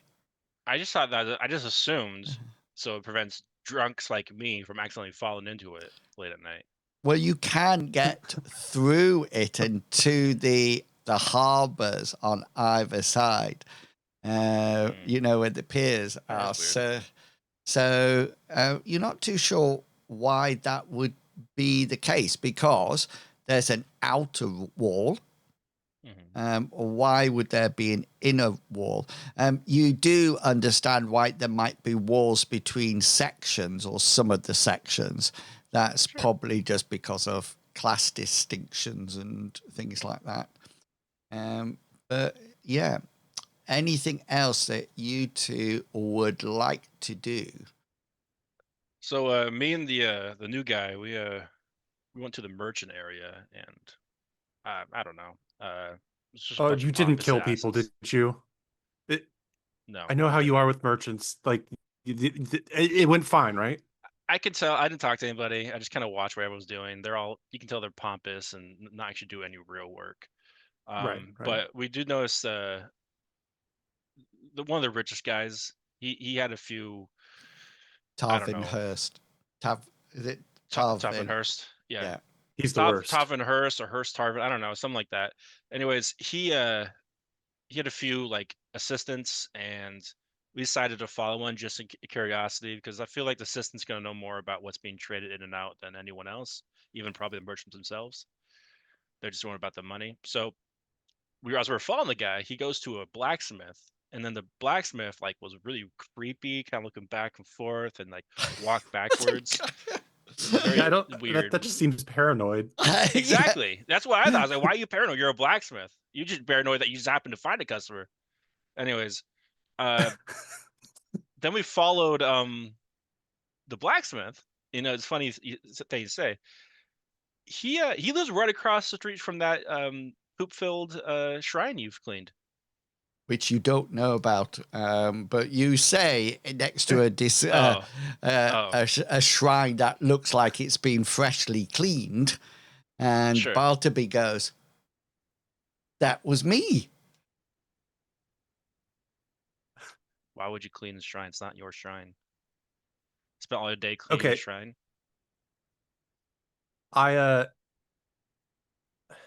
Look, Cyrus, we need to make connections in this town to survive, and while you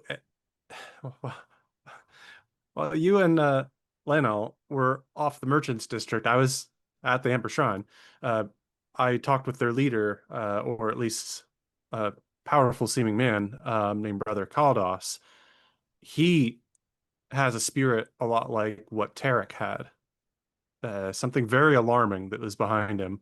But he actually treated me with a bit of respect. And so he asked me to look in on the shrine. And I figure after after hearing that there's been some bad things going on, I wanted to test if my efforts would be futile. If I clean the shrine and it remains clean, then there's nothing like magical going on, and I can go back to him and report and maybe get some more things that we can do to get money so that you can drink. Yeah. Yeah. So I it's listened all about part half of of the that. end game. But I'm hearing from Ilse and Rook that there's dead animals everywhere. I heard from these old ladies. I spent a lot of time listening to them. They were talking about how the daughter of the shrine's creator Mhm. has been having some Mabel. recurring things. Mabel, her name. I only know that her name is Mabel, nothing more. But I'm hoping I can perhaps find her because it sounds like she has some sort of ghost in her house, or that that there's something bigger going on. And I wouldn't be telling you this, Cyrus, if I didn't believe that we often need your powerful sorcerer spells. Go on. I mean, That's whatever it. it is going to need some magic to deal with it. Mm-hmm. And I think we're also going to need to find where all of our other missing allies have gone. yeah. I sure hope Hazard is I doing swear okay. they were near me a second ago. I don't know. Do we have a way to like signal flare to call all comrades? Yeah, we will accelerate time a little bit after you've had your chinwag and some rabbit stew and some good ale. Several people looking at you, several people grumbling. Would you like to buy any drinks? Yeah. Like for us, or are you asking if we want to buy other people drinks? Other people. You have know what? I enough feel Argent crowns to splash out. you know what? I think we should. I think we should have a little bit of a party. What do you think, Cyrus? Do you think that we should have a lively good time? You had me a drink. Let's go. All right, I'll put my coins towards this. Okay. Let's see how. Let me just see how expensive the copper cup is. How expensive could it be? It's just a copper cup. I know. Can't be that expensive. It's not like it's a golden goblet. Yeah, exactly. Pimp shy.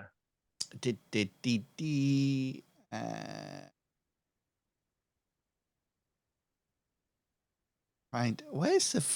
I know there's food tables in here somewhere.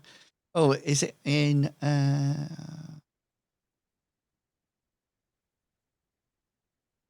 Most of these Here we tables go. have food on them. Food. Okay, then. So you have a choice. Okay. You can either buy, if you're going for ale or beer, okay, then there's either cheap at 1, reasonable at 2, or superior at 3. Okay. If you want wine, it's 2, 4, 6. Okay. You figured there's about 15, 20 people in here at the moment. Oh dear. I don't think my money's going to cover that. Because We are paupers still, remember. gold to silver is the same for the costs here, I'm presuming. Like our Argent crowns are the same as if it was silver in the book. Yeah. Yeah.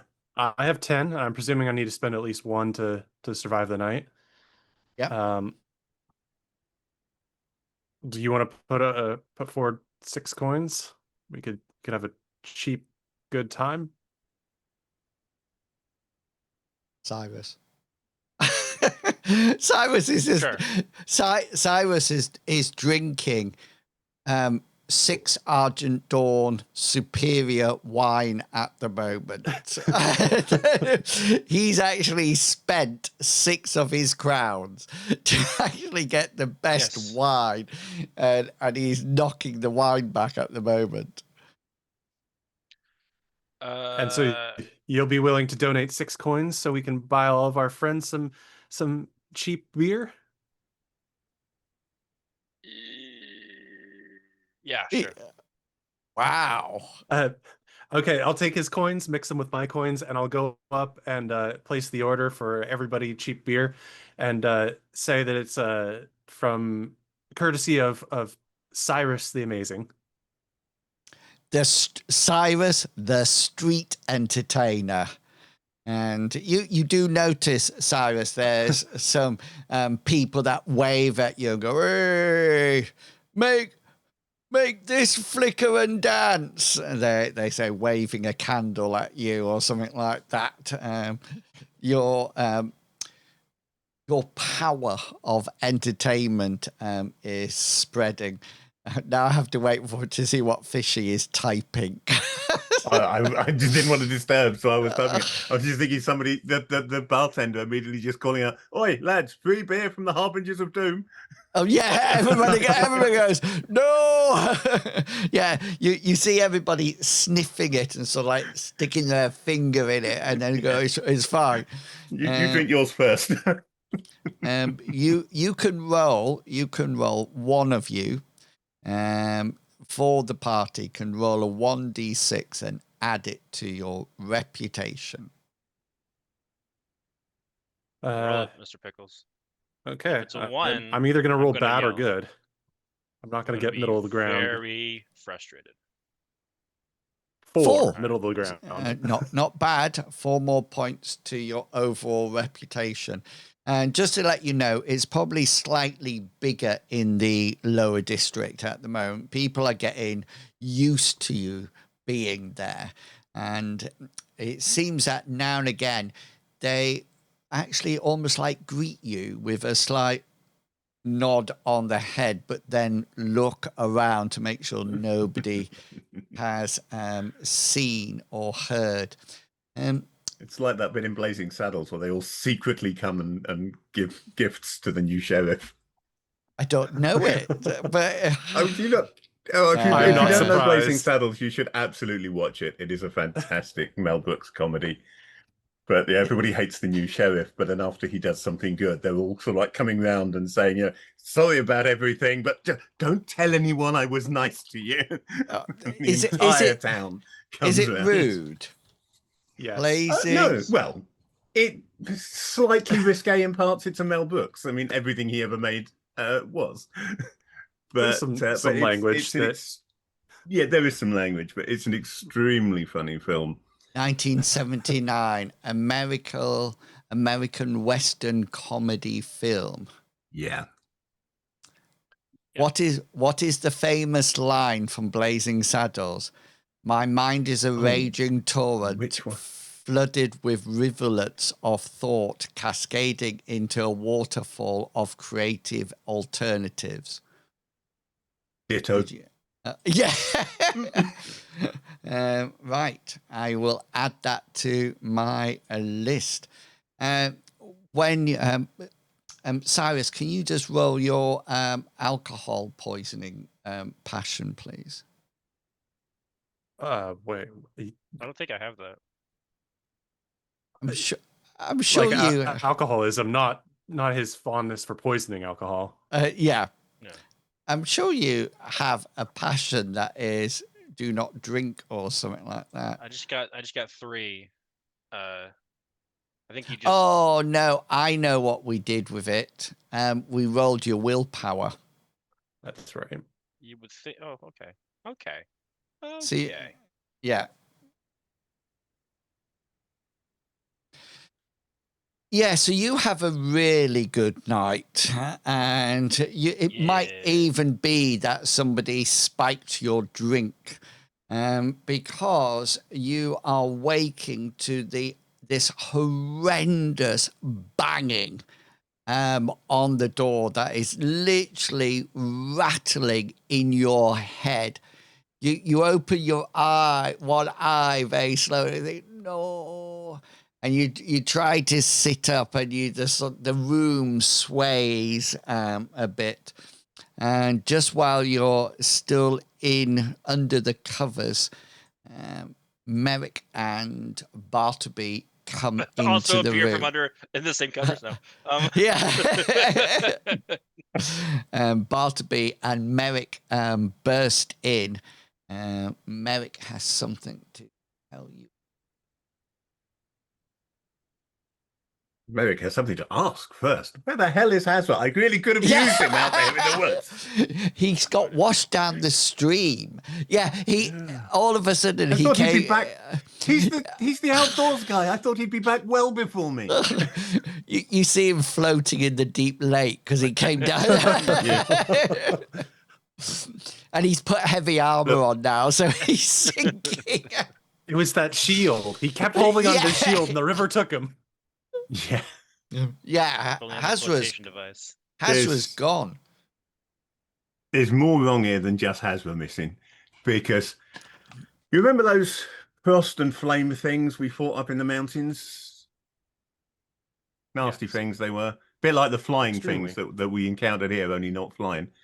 Well, I met a bunch of them up in the woods when I was just scouting around, looking for Hazra. Typically, So you met them? Well, yeah. I mean, I was spying on them. I didn't want to meet them. I just wanted to see what they was up to. But they spotted me.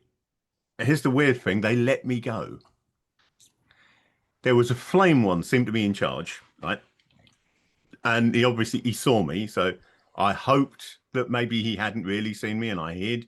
And he set fire to the tree that I was hiding behind, which was not ideal. Not what I wanted. And he basically said, run and tell everybody we're coming.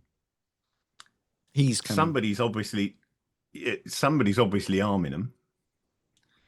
Because this guy one of the first ones turned up with a crate with like weapons and shields and food in it. Nicely boxed in a crate. Not monster stuff here. We're talking like civilized human crate situation. Then the flame one turned up and was causing some trouble. And he said, hang on, let me try and remember what it was. He said, I've got to dig this out of my memory because I definitely didn't write it down in the notes section of my character sheet or anything. He said, tell them he will not be pleased, he said. And he said, he'll be here in the next couple of days. This was when he was talking to them. And then when he was yelling at me after setting fire to the tree, he said, tell them he's coming for them, basically. So somebody is marshalling these darkling things and seems to be planning on attacking, presumably, the city. This is not going to help our reputation in the slightest. No, you see. Well, they already think we're harbingers of doom. So if we harbinger a little doom, it's not really going to make anything worse, is it? It's just playing to their expectations. Stand up and just kind of waddle over. Should I do a Constitution check? You could do an endurance check if you want to keep everything down. All right. Nope. Splatter, splatter, splatter. Yeah. No, don't do it out the window. Oh, that's very interesting. You know what's crazy? I don't remember eating that. Okay, so sweet corn in Argent Reach. Yeah. Here's the thing. Why don't we just go murder all of them? Why are we worried about them attacking the city?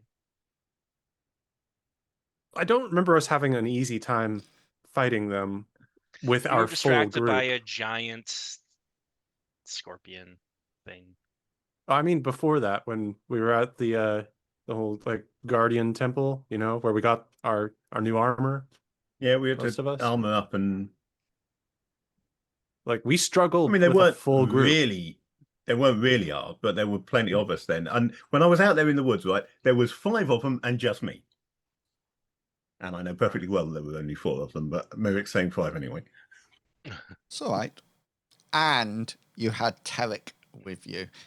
Because you actually fought the frost demons at the front of a castle. I don't know if you remember. Yes, at the I gate. remember That's what I'm talking about. Yeah. Yeah. They were throwing people off the top, if I remember rightly. They were into the courtyard. Yeah. And then Nice the guy got onto his dark nightmare horse. There was a joke about that everybody kept making. I really don't understand I can't remember what it was. Were you going to turn into the horse? No, the joke was I was going to switch bodies with the horse and then just drop him. That was it. That was it. Yeah. And if you remember, I mean, presumably, Orstoots, that is presumably who is the he that they talked about. He's already wiped out a fortress up in the mountains, and he's coming this way. If you remember, he called down lightning from the sky and whacked. He did. Yeah. He took you on head-to-head, Silas. I had to dismiss and he got away. To be honest, a lot of this is just now coming back to me. That is true. You counter magicked that. And then Cyrus took the credit for that with the lady that was there. Yes, he did. I remember. And you I think it's because I was deflecting it off of him so that he wouldn't get killed. But they're just like, "Oh, you defended yourself. How was the sorcerer?" That's right. I would suggest that we look her up and try and pass this information on to the city through her, to do with, since they don't trust us. That was broken down. They couldn't use the portal anymore from that. We had a spot of bother with a portal, and there was definitely no secret tunnel. Definitely no secret tunnel that I definitely didn't break the opening device on. That didn't happen at all. That was your imagination. The lightning bolt does 1d6 per damage per 2 points of intensity to one single location. Ouch. So I need that spell. Yeah, not good. I'm kidding. So what do you guys think? Well, it kind of cleared my head a bit. Do you think there's an insider here that's kind of allowing this to happen, or do we think there's just going to be an attack from the outside? Well, I think something wicked this way comes, but whether that means he's got people already in the city, I don't know. Possible that it's Tavern Hearst. He is the worst. Why is this guy the worst? Besides, being the worst merchant, and the douche. He pollutes in the deep lake. He does not care about this town. Does he bring down lightning bolts on people? Because if not, I would personally suggest that he's not as bad as the guy with the horse. That is true. Okay, yeah, I guess he's not the worst. As we saw that guy. Now, just to sidetrack, your money situation, you are spending it almost like as quickly as you're making it at the moment. Sure. So please be aware of that. So shall we move to another day's activity to see whether or not you can get some jobs and see whether or not you can collect any more clues about what might be happening? Or would you prefer to head out to the tannery again and see if you can find these darklings and take them out?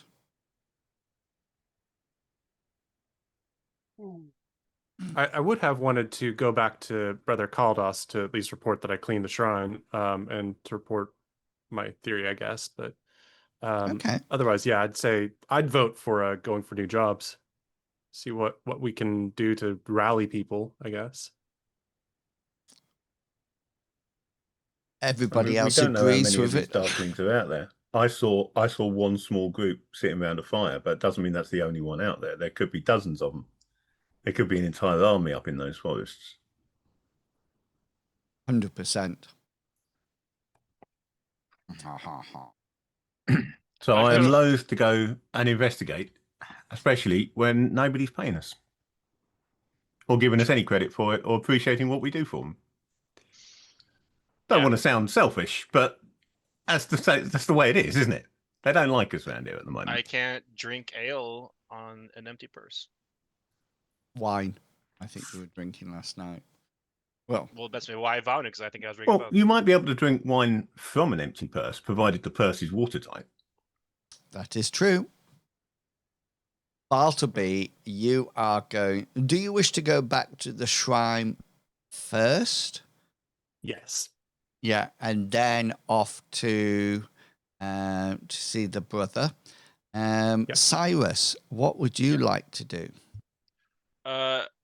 Just so that way we're not always separating and then coming back an hour later separate. I'm just gonna follow. I'll follow Bartleby just to be annoying Okay. and really just to kind of walk off my delusion, my delirium. Okay. Lionel is still sleeping in bed. Mr. Merrick, what would you like to do? I think, having been separated and stuck in the woods on my own for a while, I'm going to stick with these two for now. I don't want that situation again. We I are don't want to be going stuck in a on my own, hiding threesome. behind a tree. So we Whoa. will have a threesome. Yes. Okay. Bartleby, when you're talking to this bloke, Wowzers. can you by any chance inquire, subtle like, whether the spirits that they worship here have some kind of big evil nemesis? Because that might be an important clue. You know, are there That would bad be a good spirits as well question. as, like, you know, there's evil gods and good gods? Are there evil spirits and good spirits? And is there a particular evil spirit that might have it in for this city? You know the answer to that. Because her name, she was trapped by the Guardians in a long time ago. And in the previous adventure, she had been released from the prison, as far as you know. And the Darklings are actually her followers. And her name was Discordia. Discordia, of course, yes.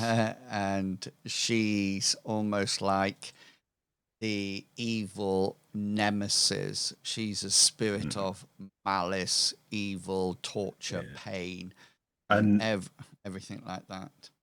And the Guardians kind of exist to keep her under control and at bay, don't they? But from They from did. what I gathered when we arrived back, other than the fact they've all been wiped out apart from one, from what I gathered when we came back here, they've fallen out of favor anyway, because she wasn't treated well when we arrived, was she? Correct. So it used to be a regular festival where people used to put themselves forward. They used to have to swim across the lake and do various trials. And it was there was a lot of pomp and circumstance, but it was something that Argent Dawn looked forward to every year. However, because the threat had gone, less and less people joined the Guardians. However, because of their reduced state or level of victim occupation, of their own success. Yeah, They kept the place too safe, and as a result, they stopped getting support, and the safety all went away. Yeah. And so where Discordia, so the Darklings are followers of Discordia, and so they quite easily could rise above, because the Guardians had been depleted, and Annalise was the last one that came. And if you remember, she went off to see the Duke, who lives up in the castle, and you haven't seen her since. Could you make for me, please, Cyrus, a perception check?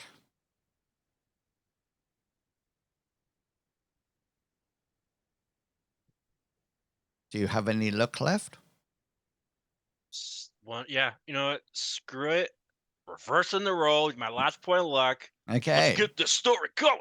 Nice. You see nothing at all. Okay. Damn it! As you are approaching the, can I just say, I was on last Friday night. I came home, and I sat down to eat my dinner and my tea, and turned on the telly and was just flicking through the channels and watched a whole episode of Space 1999. It was epic. It was absolutely, and it had my favorite character on, who's Maya, who can change shape. It was a really. I'm very tempted to get the Space 1999 RPG. Oh, I don't.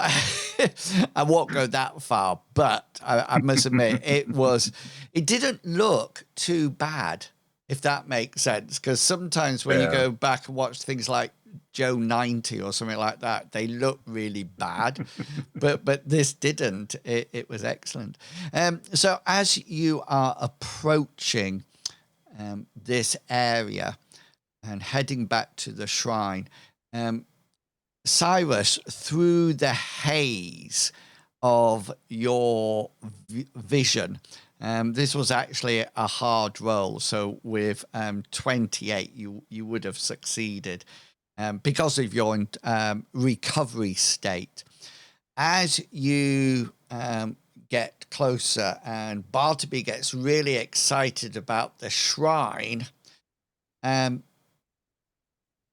you notice that the house right next door to the shrine is where the blacksmith lived or lives. And as you approach, he leaves the house, turns around and gives what you assume is his wife a peck on the cheek.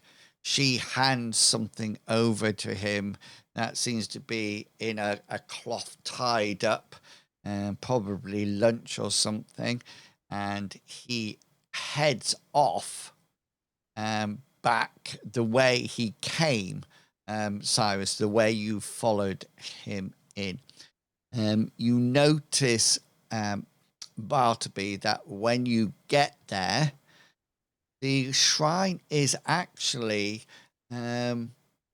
quite clean. It doesn't look like it's been fouled or dirtied or anything like that. But you also notice that there's been no offerings placed or anything like that.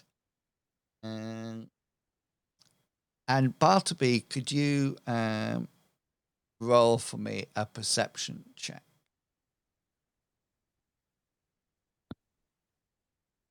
I'll go ahead and use one of my 2 luck points to roll it again.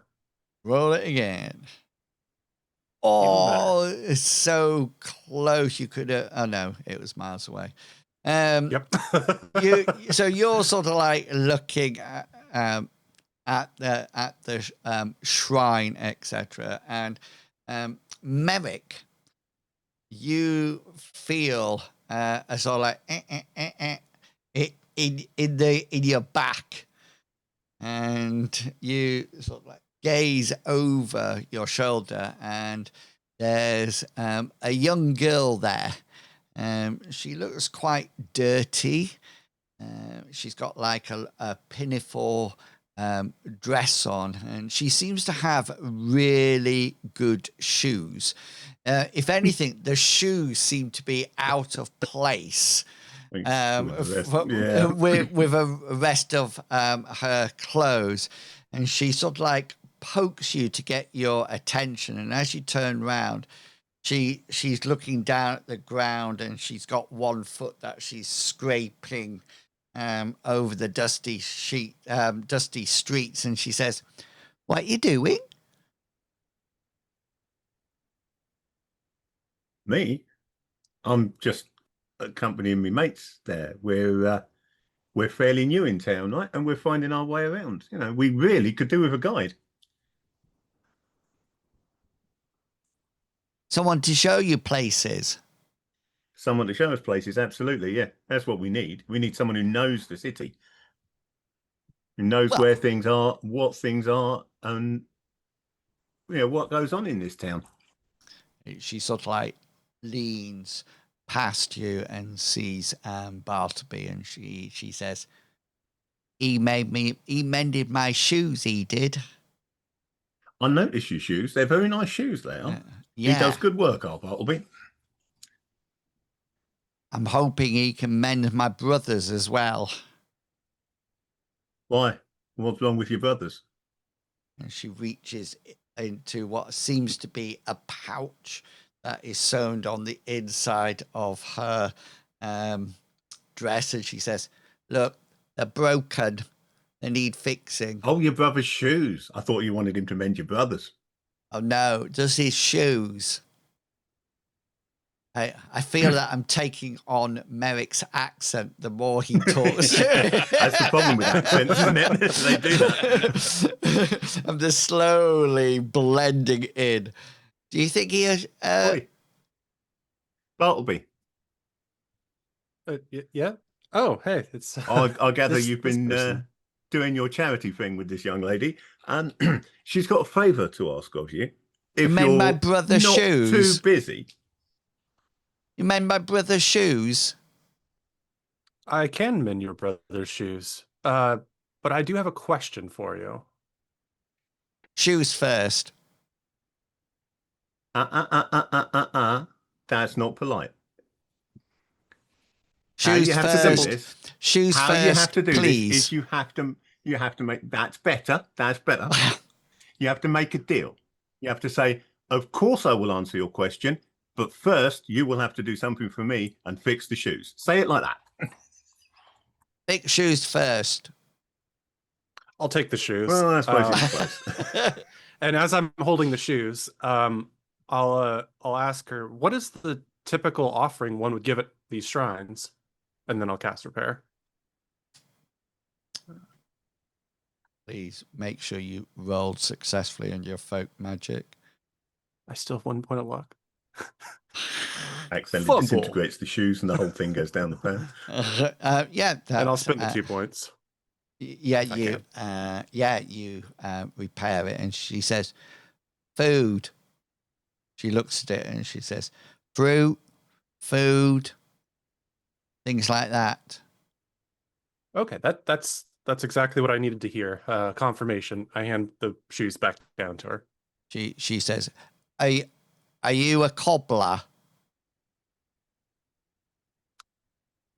No, well, He'll make more money as a cobbler. My mum says that you're a cobbler. that's what you could people reasonably call mend me. shoes are called. It's Are complicated. you a cobbler because I then? bring my goddess is. She is the fixer of all He things. works for a cobbler. Oh, Yeah, it's like that servant thing we talked about yesterday, where I'm the servant to the lady. Oh. The lady has all the power, and through her, I'm able to work miracles. she goes.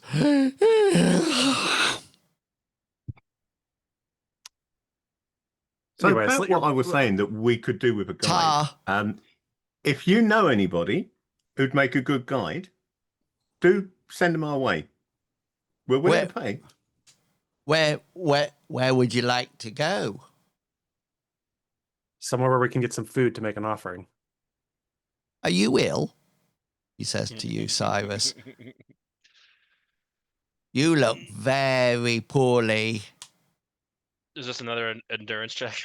Yeah, yeah. By all Do not means. throw up on the small child. A little girl calls you out. That seems Yeah. to be what makes Cyrus Oh fail. no, he's got no luck. It's just like cascades. Hi, cascades in the chat. I run to like a side of a building and just. Oh, he's sick. He's sick. He is. Yep. I've often thought the same thing myself. I'm not going anywhere with him. He's sick. He's just indulged a little too much, and he does not seek the love and forgiveness of my goddess. Is that sweet corn? When did you get sweet corn? I don't remember. I'll ask if there's a guide. Yeah. Where would you like to go? Well, we've got lots of places we need to go. So this is what I'm looking for is more of a long-term thing. I don't want a guide right now to take me to one place. I want someone who's willing to come along and take us to places whenever we need to. And we will pay to make sure that they are available to do us that favor. And some of the time we won't need to go anywhere. And on those times, they'll be getting paid for nothing. But on other times, we do need them to be around when we need them. I know somebody who might be able to do it. That'd be brilliant. He carries a shield and a sword. And his name's Hazra. Maybe he could help. No, we're not having him back. If you can find him, absolutely. Yeah, that would be great. Yeah, you found That's him. exactly I wanna what work we with need. him. She says, I'll ask him. And she goes, You do that. We'll be skipping in the copper- off. All right, then.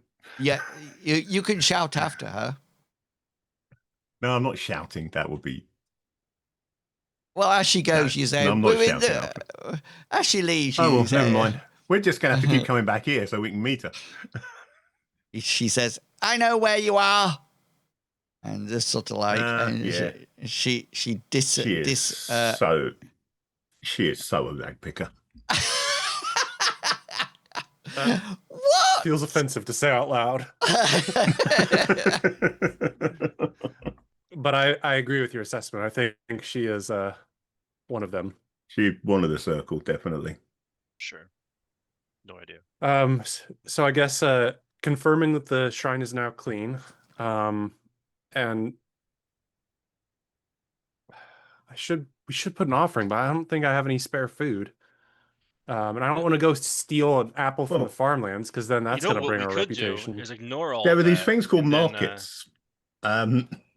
yeah, well, I think we go to the Craftsman district and go to a few shops, see if there's any weird stuff being sold. Okay, I'm just gonna say you're both kind of right. Let's head back towards the Temple Always. Quarter. If you want to stop in the Craftsman District and go knickknack shopping, that's perfectly fine.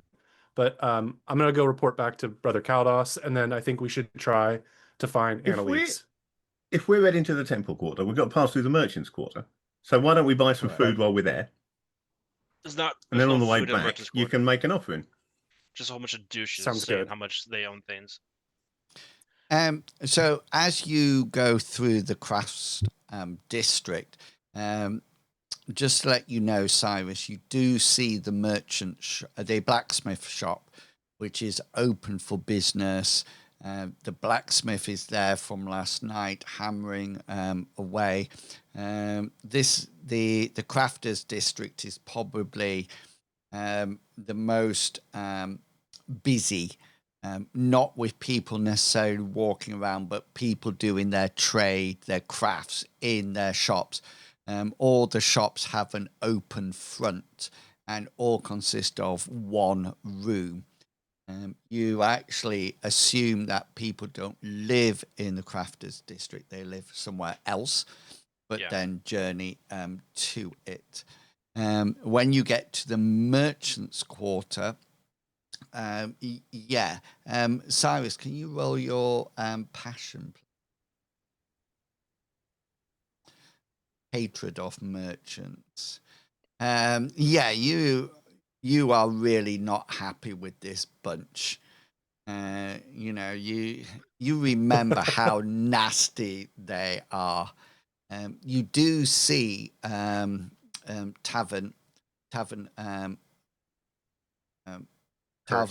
Hurst, and with his 3 squires or apprentices, including the boy that you followed, that disappeared in the blacksmith shop, and he's there doing business. Roll your commerce skill, but it'll be at minus 14 because of your My commerce skill, or no, Mr. Pickles, Bartleby's, because if you're going shopping, Bartleby. Can I help him with that? You can go shopping yourself as well, or you can use this skill to augment his role that is not commerce. But it would have to be a different skill, wouldn't it? Yeah. You know a thing or two about apples? Do you know the market price of an apple? Maybe you should both have a go and then come back with what you've got. Yeah, we could both try and negotiate some for apples, couldn't we? Yeah. I don't know quite what the obsession with apples is, but yeah, we'll give it a go. Well, Bartleby's on form. You'll have minus 14 as well because of your... Oh, no, you'll have... Because, yeah. Yeah. But mine will be worse. Yeah, I than guess that, mine 'cause might be a I've little Yeah. bit lower than 20 that. reputation. What's your reputation, Merrick? My reputation's only 20. I haven't earned anything since I originally gained 80. it. So yours is minus 16. So let's set that to minus 16.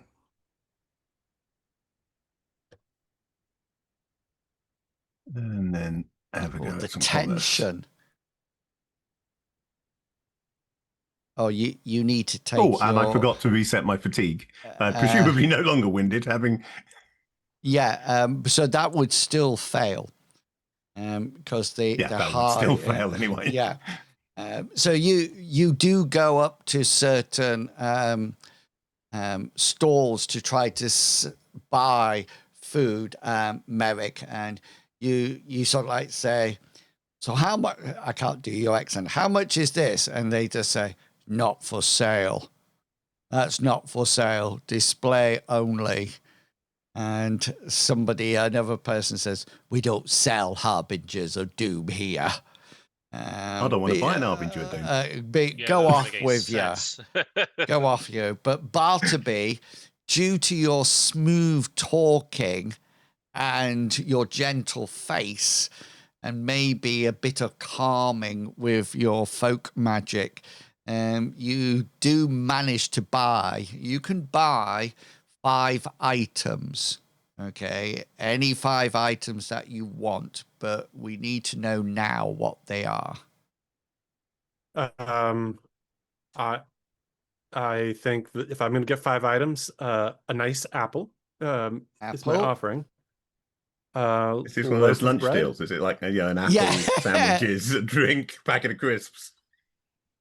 What else would you like, Bartleby? Apple? Nice apple, loaf of bread. I believe you said. Maybe a cheese chunk. Bread. Cheese. Salted meat. Meat. One last thing. Fine wine. Food?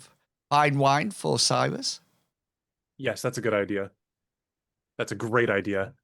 You are the best merchant of this entire district, sir. Okay. You are here, everything. Cyrus, do you want to point out the person that you followed beforehand?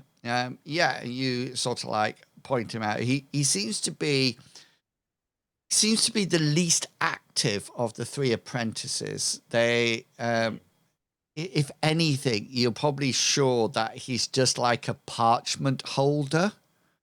And that's it. He doesn't seem to be doing anything dramatic at all. If anything, it seems to be a little bit... He seems to be almost like not really there in mind and body. But, he's keeping his papers all ready, etc. So is there anything you would like to say or do, Cyrus? Yeah, I'm gonna do that. I'll do a romantic comedy setup. You're gonna have a meet cute with this so billionaire. As I get closer, I'm gonna roll shove on the papers in his hands, so it goes everywhere, and I'm gonna help him pick it up. I don't know what you two are talking about at all. So it's like in the romantic comedy movie where somebody has a bunch of papers in their hand, and the handsome or beautiful person bumps into them, and they like goes both lean down to pick it up, and their hands brush against you're new in the office, aren't you? Yeah. Pleasure to see you. Yeah. So I'm gonna roll shove. Are you Right. doing this to the boy? Yeah, I'm gonna because he's just a paper person, right? Yes. It's So- parchment. He's a parchment. So, but really, it's just like, oh, I'll help you out. What's your name? Blah blah blah, that kind of thing. Okay then. So first of all, your shove is a Folk magic. folk magic. Nice. Roll your folk magic.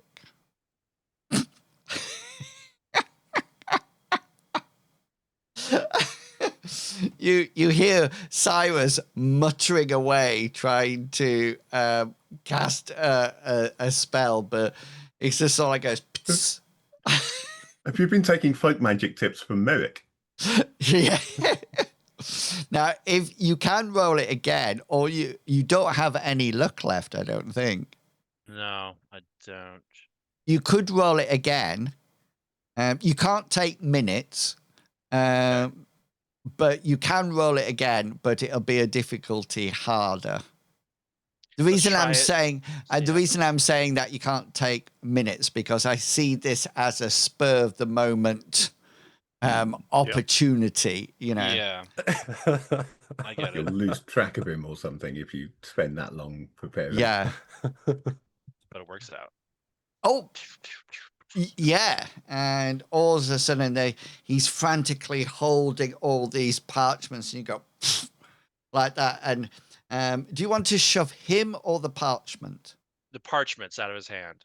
Okay, so you sort of like this unseen force hits the parchments, and you probably shove upwards, so they go like this, and the parchments go flying all over the place. What are you going to do then?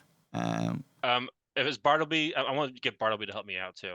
So I'm gonna help start. I'm like, oh, and start like grabbing pieces of paper, parchment, and whatnot, just to try help. As you know. So, as- so you go and start helping out. What do you want Bartleby to do? You probably don't want Bartleby to help because my clumsy hands are just gonna be a detriment. I'll be like pulling. I'll try and grab, but it'll already be in your hand, and I'll yank it out. Yeah. Good. This is what I want. Good. Okay. I want Yeah, chaos. Yeah. So we start picking it up and like, oh, sorry, is this? So the boy is there as well, and you both go rushing over and start to help him pick up the parchment. What's the purpose? What's the outcome that you need for this? The outcome is like communicate. Say, I was once what do you call him? I was once a parchment assistant for a merchant. It didn't end well for me either. These papers are always flying out all over the place. So you're trying to make conversation with the lad. Is that exactly? Yeah. Show him some empathy. Exactly. Yeah.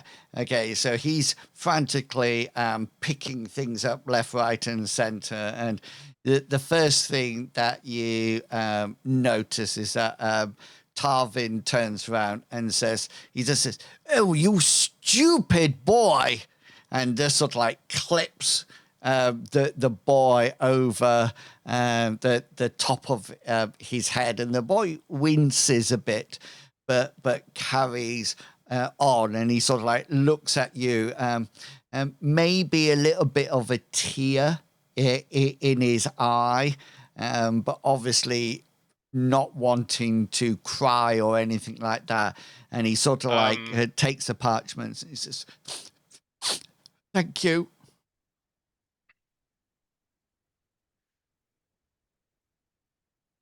And he stands up and walks out.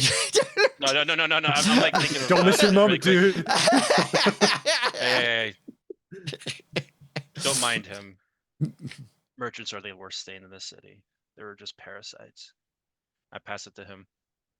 Sort of like, hang on, I'm just going to make a perception roll for Tarvin to see whether or not he picks up on your whisper. His perception is 54, just so you know. Yeah! I love Perfect whisper. Yeah, he just enough. he sort of like thanks you, and you pop the parchment on top of his pile. My name's Cyrus. What's your name?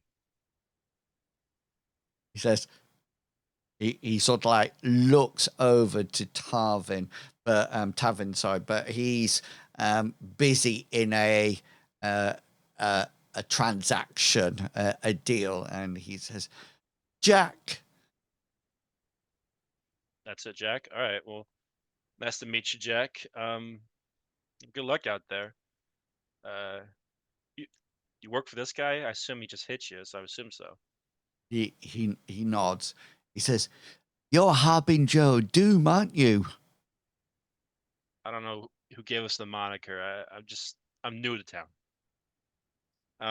I saw you puking down that street. That was something different, yeah. But it's, too much good wine, too rich for my blood. Did you give him your name, by the way? I missed that Yeah, part. I did. Yeah. Tarvin clicks his fingers, and Jack says to you, he says, "I have to go, Mr. Cyrus," and rushes forward behind Tarvin. You notice the two other apprentices are sniggering. They sniggered at Jack when he got hit, when he got the slap for dropping his papers. Yeah. Which All right, wasn't his fault. I'm just maybe you should hold on to them more. And they go rushing off. You hear one of the other apprentices says, "Make sure you hold your papers, Jack. You don't want another slap." And they sort of like giggle as they go carry on somewhere. And I'll then reapproach Bartleby and everyone. yeah, I think you're going to the Temple Quarter next, aren't you? Yes. Yes. Yeah. Yes, Bartleby, over to you. Yeah, I guess we'll approach the Amber Shrine with its double half door. And I'll turn to my comrades before we enter, and I'll say, please be respectful. This guy has given respect to me. I believe we should be respectful What of is his this abode. shrine devoted to? It's It's got to be a shrine of something, right? it's the shrine. This is his house, where he's at it. It's like his shop. He sells fetishes and things like that. So it's his brother Aldous is part of the Amber Shrine, but this is not the Amber Shrine, if that makes sense. Right. You figure the Amber Shrines are they're the faction of religious, the spirit types, aren't they? Yeah, and they also name the shrines that are made out of amber. Well, not completely, but throughout.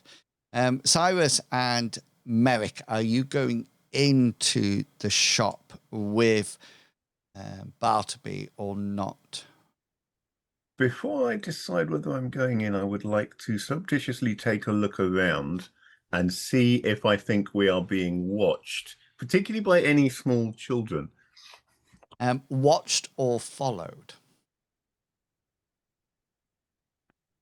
Followed's more of a long-term thing. So for now, just are we? Well, there seem to be some attention on us at this moment? I was just thinking, you've gone from the lower district right the way round, all the way through. So if you wanted Yeah. to see whether or not you see the I same. think he'll have been keeping an eye out all the way along, probably, yes. If only out of habit. Okay. So I will make a quick roll for that. Oh, just realised I'm still on World Anvil. That would help if I actually looked at the Can you Roll20 page. Can you just roll your streetwise as well. My streetwise. I can roll my streetwise, yes. I'm quite good at streetwise. Not that you can tell from the way he's behaving so far in this city. Don't be so hard on yourself. Okay.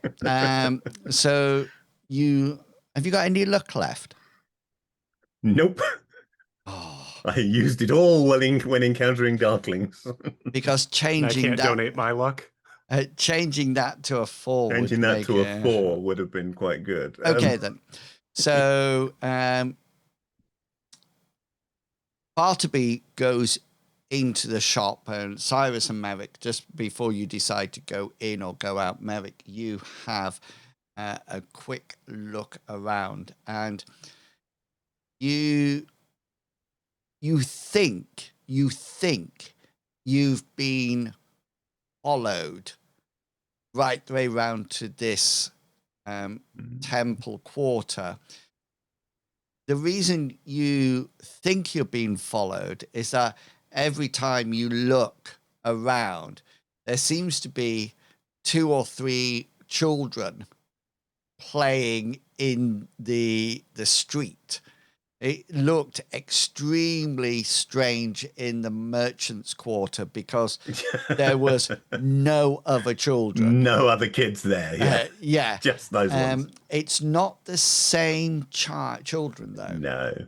It's not the same children. But if they're well organized, they will be handing over between several teams anyway.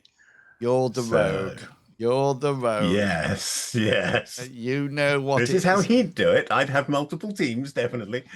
Yeah. Bartleby, you go into the shop, and the brother is there. Get my notes up. Yeah. What do you wish to say or do? I'd say something like, "Greetings, I have good news. I have returned after investigating the shrine, and at the very least, it has been cleaned." Brother Calder says, "Oh, that's fine. I will give you coins for cleaning. Was there any nasty spirits around?" I'm not an expert on spirits, but I do believe there is something bigger going on that may have caused this. I overheard some conversations outside explaining that the daughter of the man who built the shrine had not been paying her dues, and something had gone wrong, and that there had been a lot of vases being broken in her home, as well as meat spoiling. They have angered the spirits. That's what it sounds like. What do we do now? How do we appease the spirits? She needs to make amends. So it's not like on us or anything? No, but I mean, we don't want this spreading. Just tell her to make offerings and make things better. Okay, yeah, I can certainly do that. Do you think that this could be connected with the dead animals showing up in the deep lake? So they goes, "What dead animals? There's dead animals in the lake." Yeah, I'd been hearing from over in the harbor district that there were dead animals washing up, and I couldn't help but wonder if this is a sign of greater upset among the spirits. He sort of like lifts a bony finger and jabs it at you, and he says, "That'll be Ilson Rook not taking care of the waterways. It'd be his fault. He's always sat in his office doing nothing." Cyrus and Merrick, can you roll perception checks, please? Totes can, bro.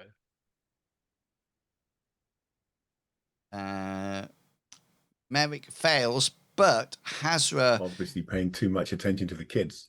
yes. And Cyrus, you hear something.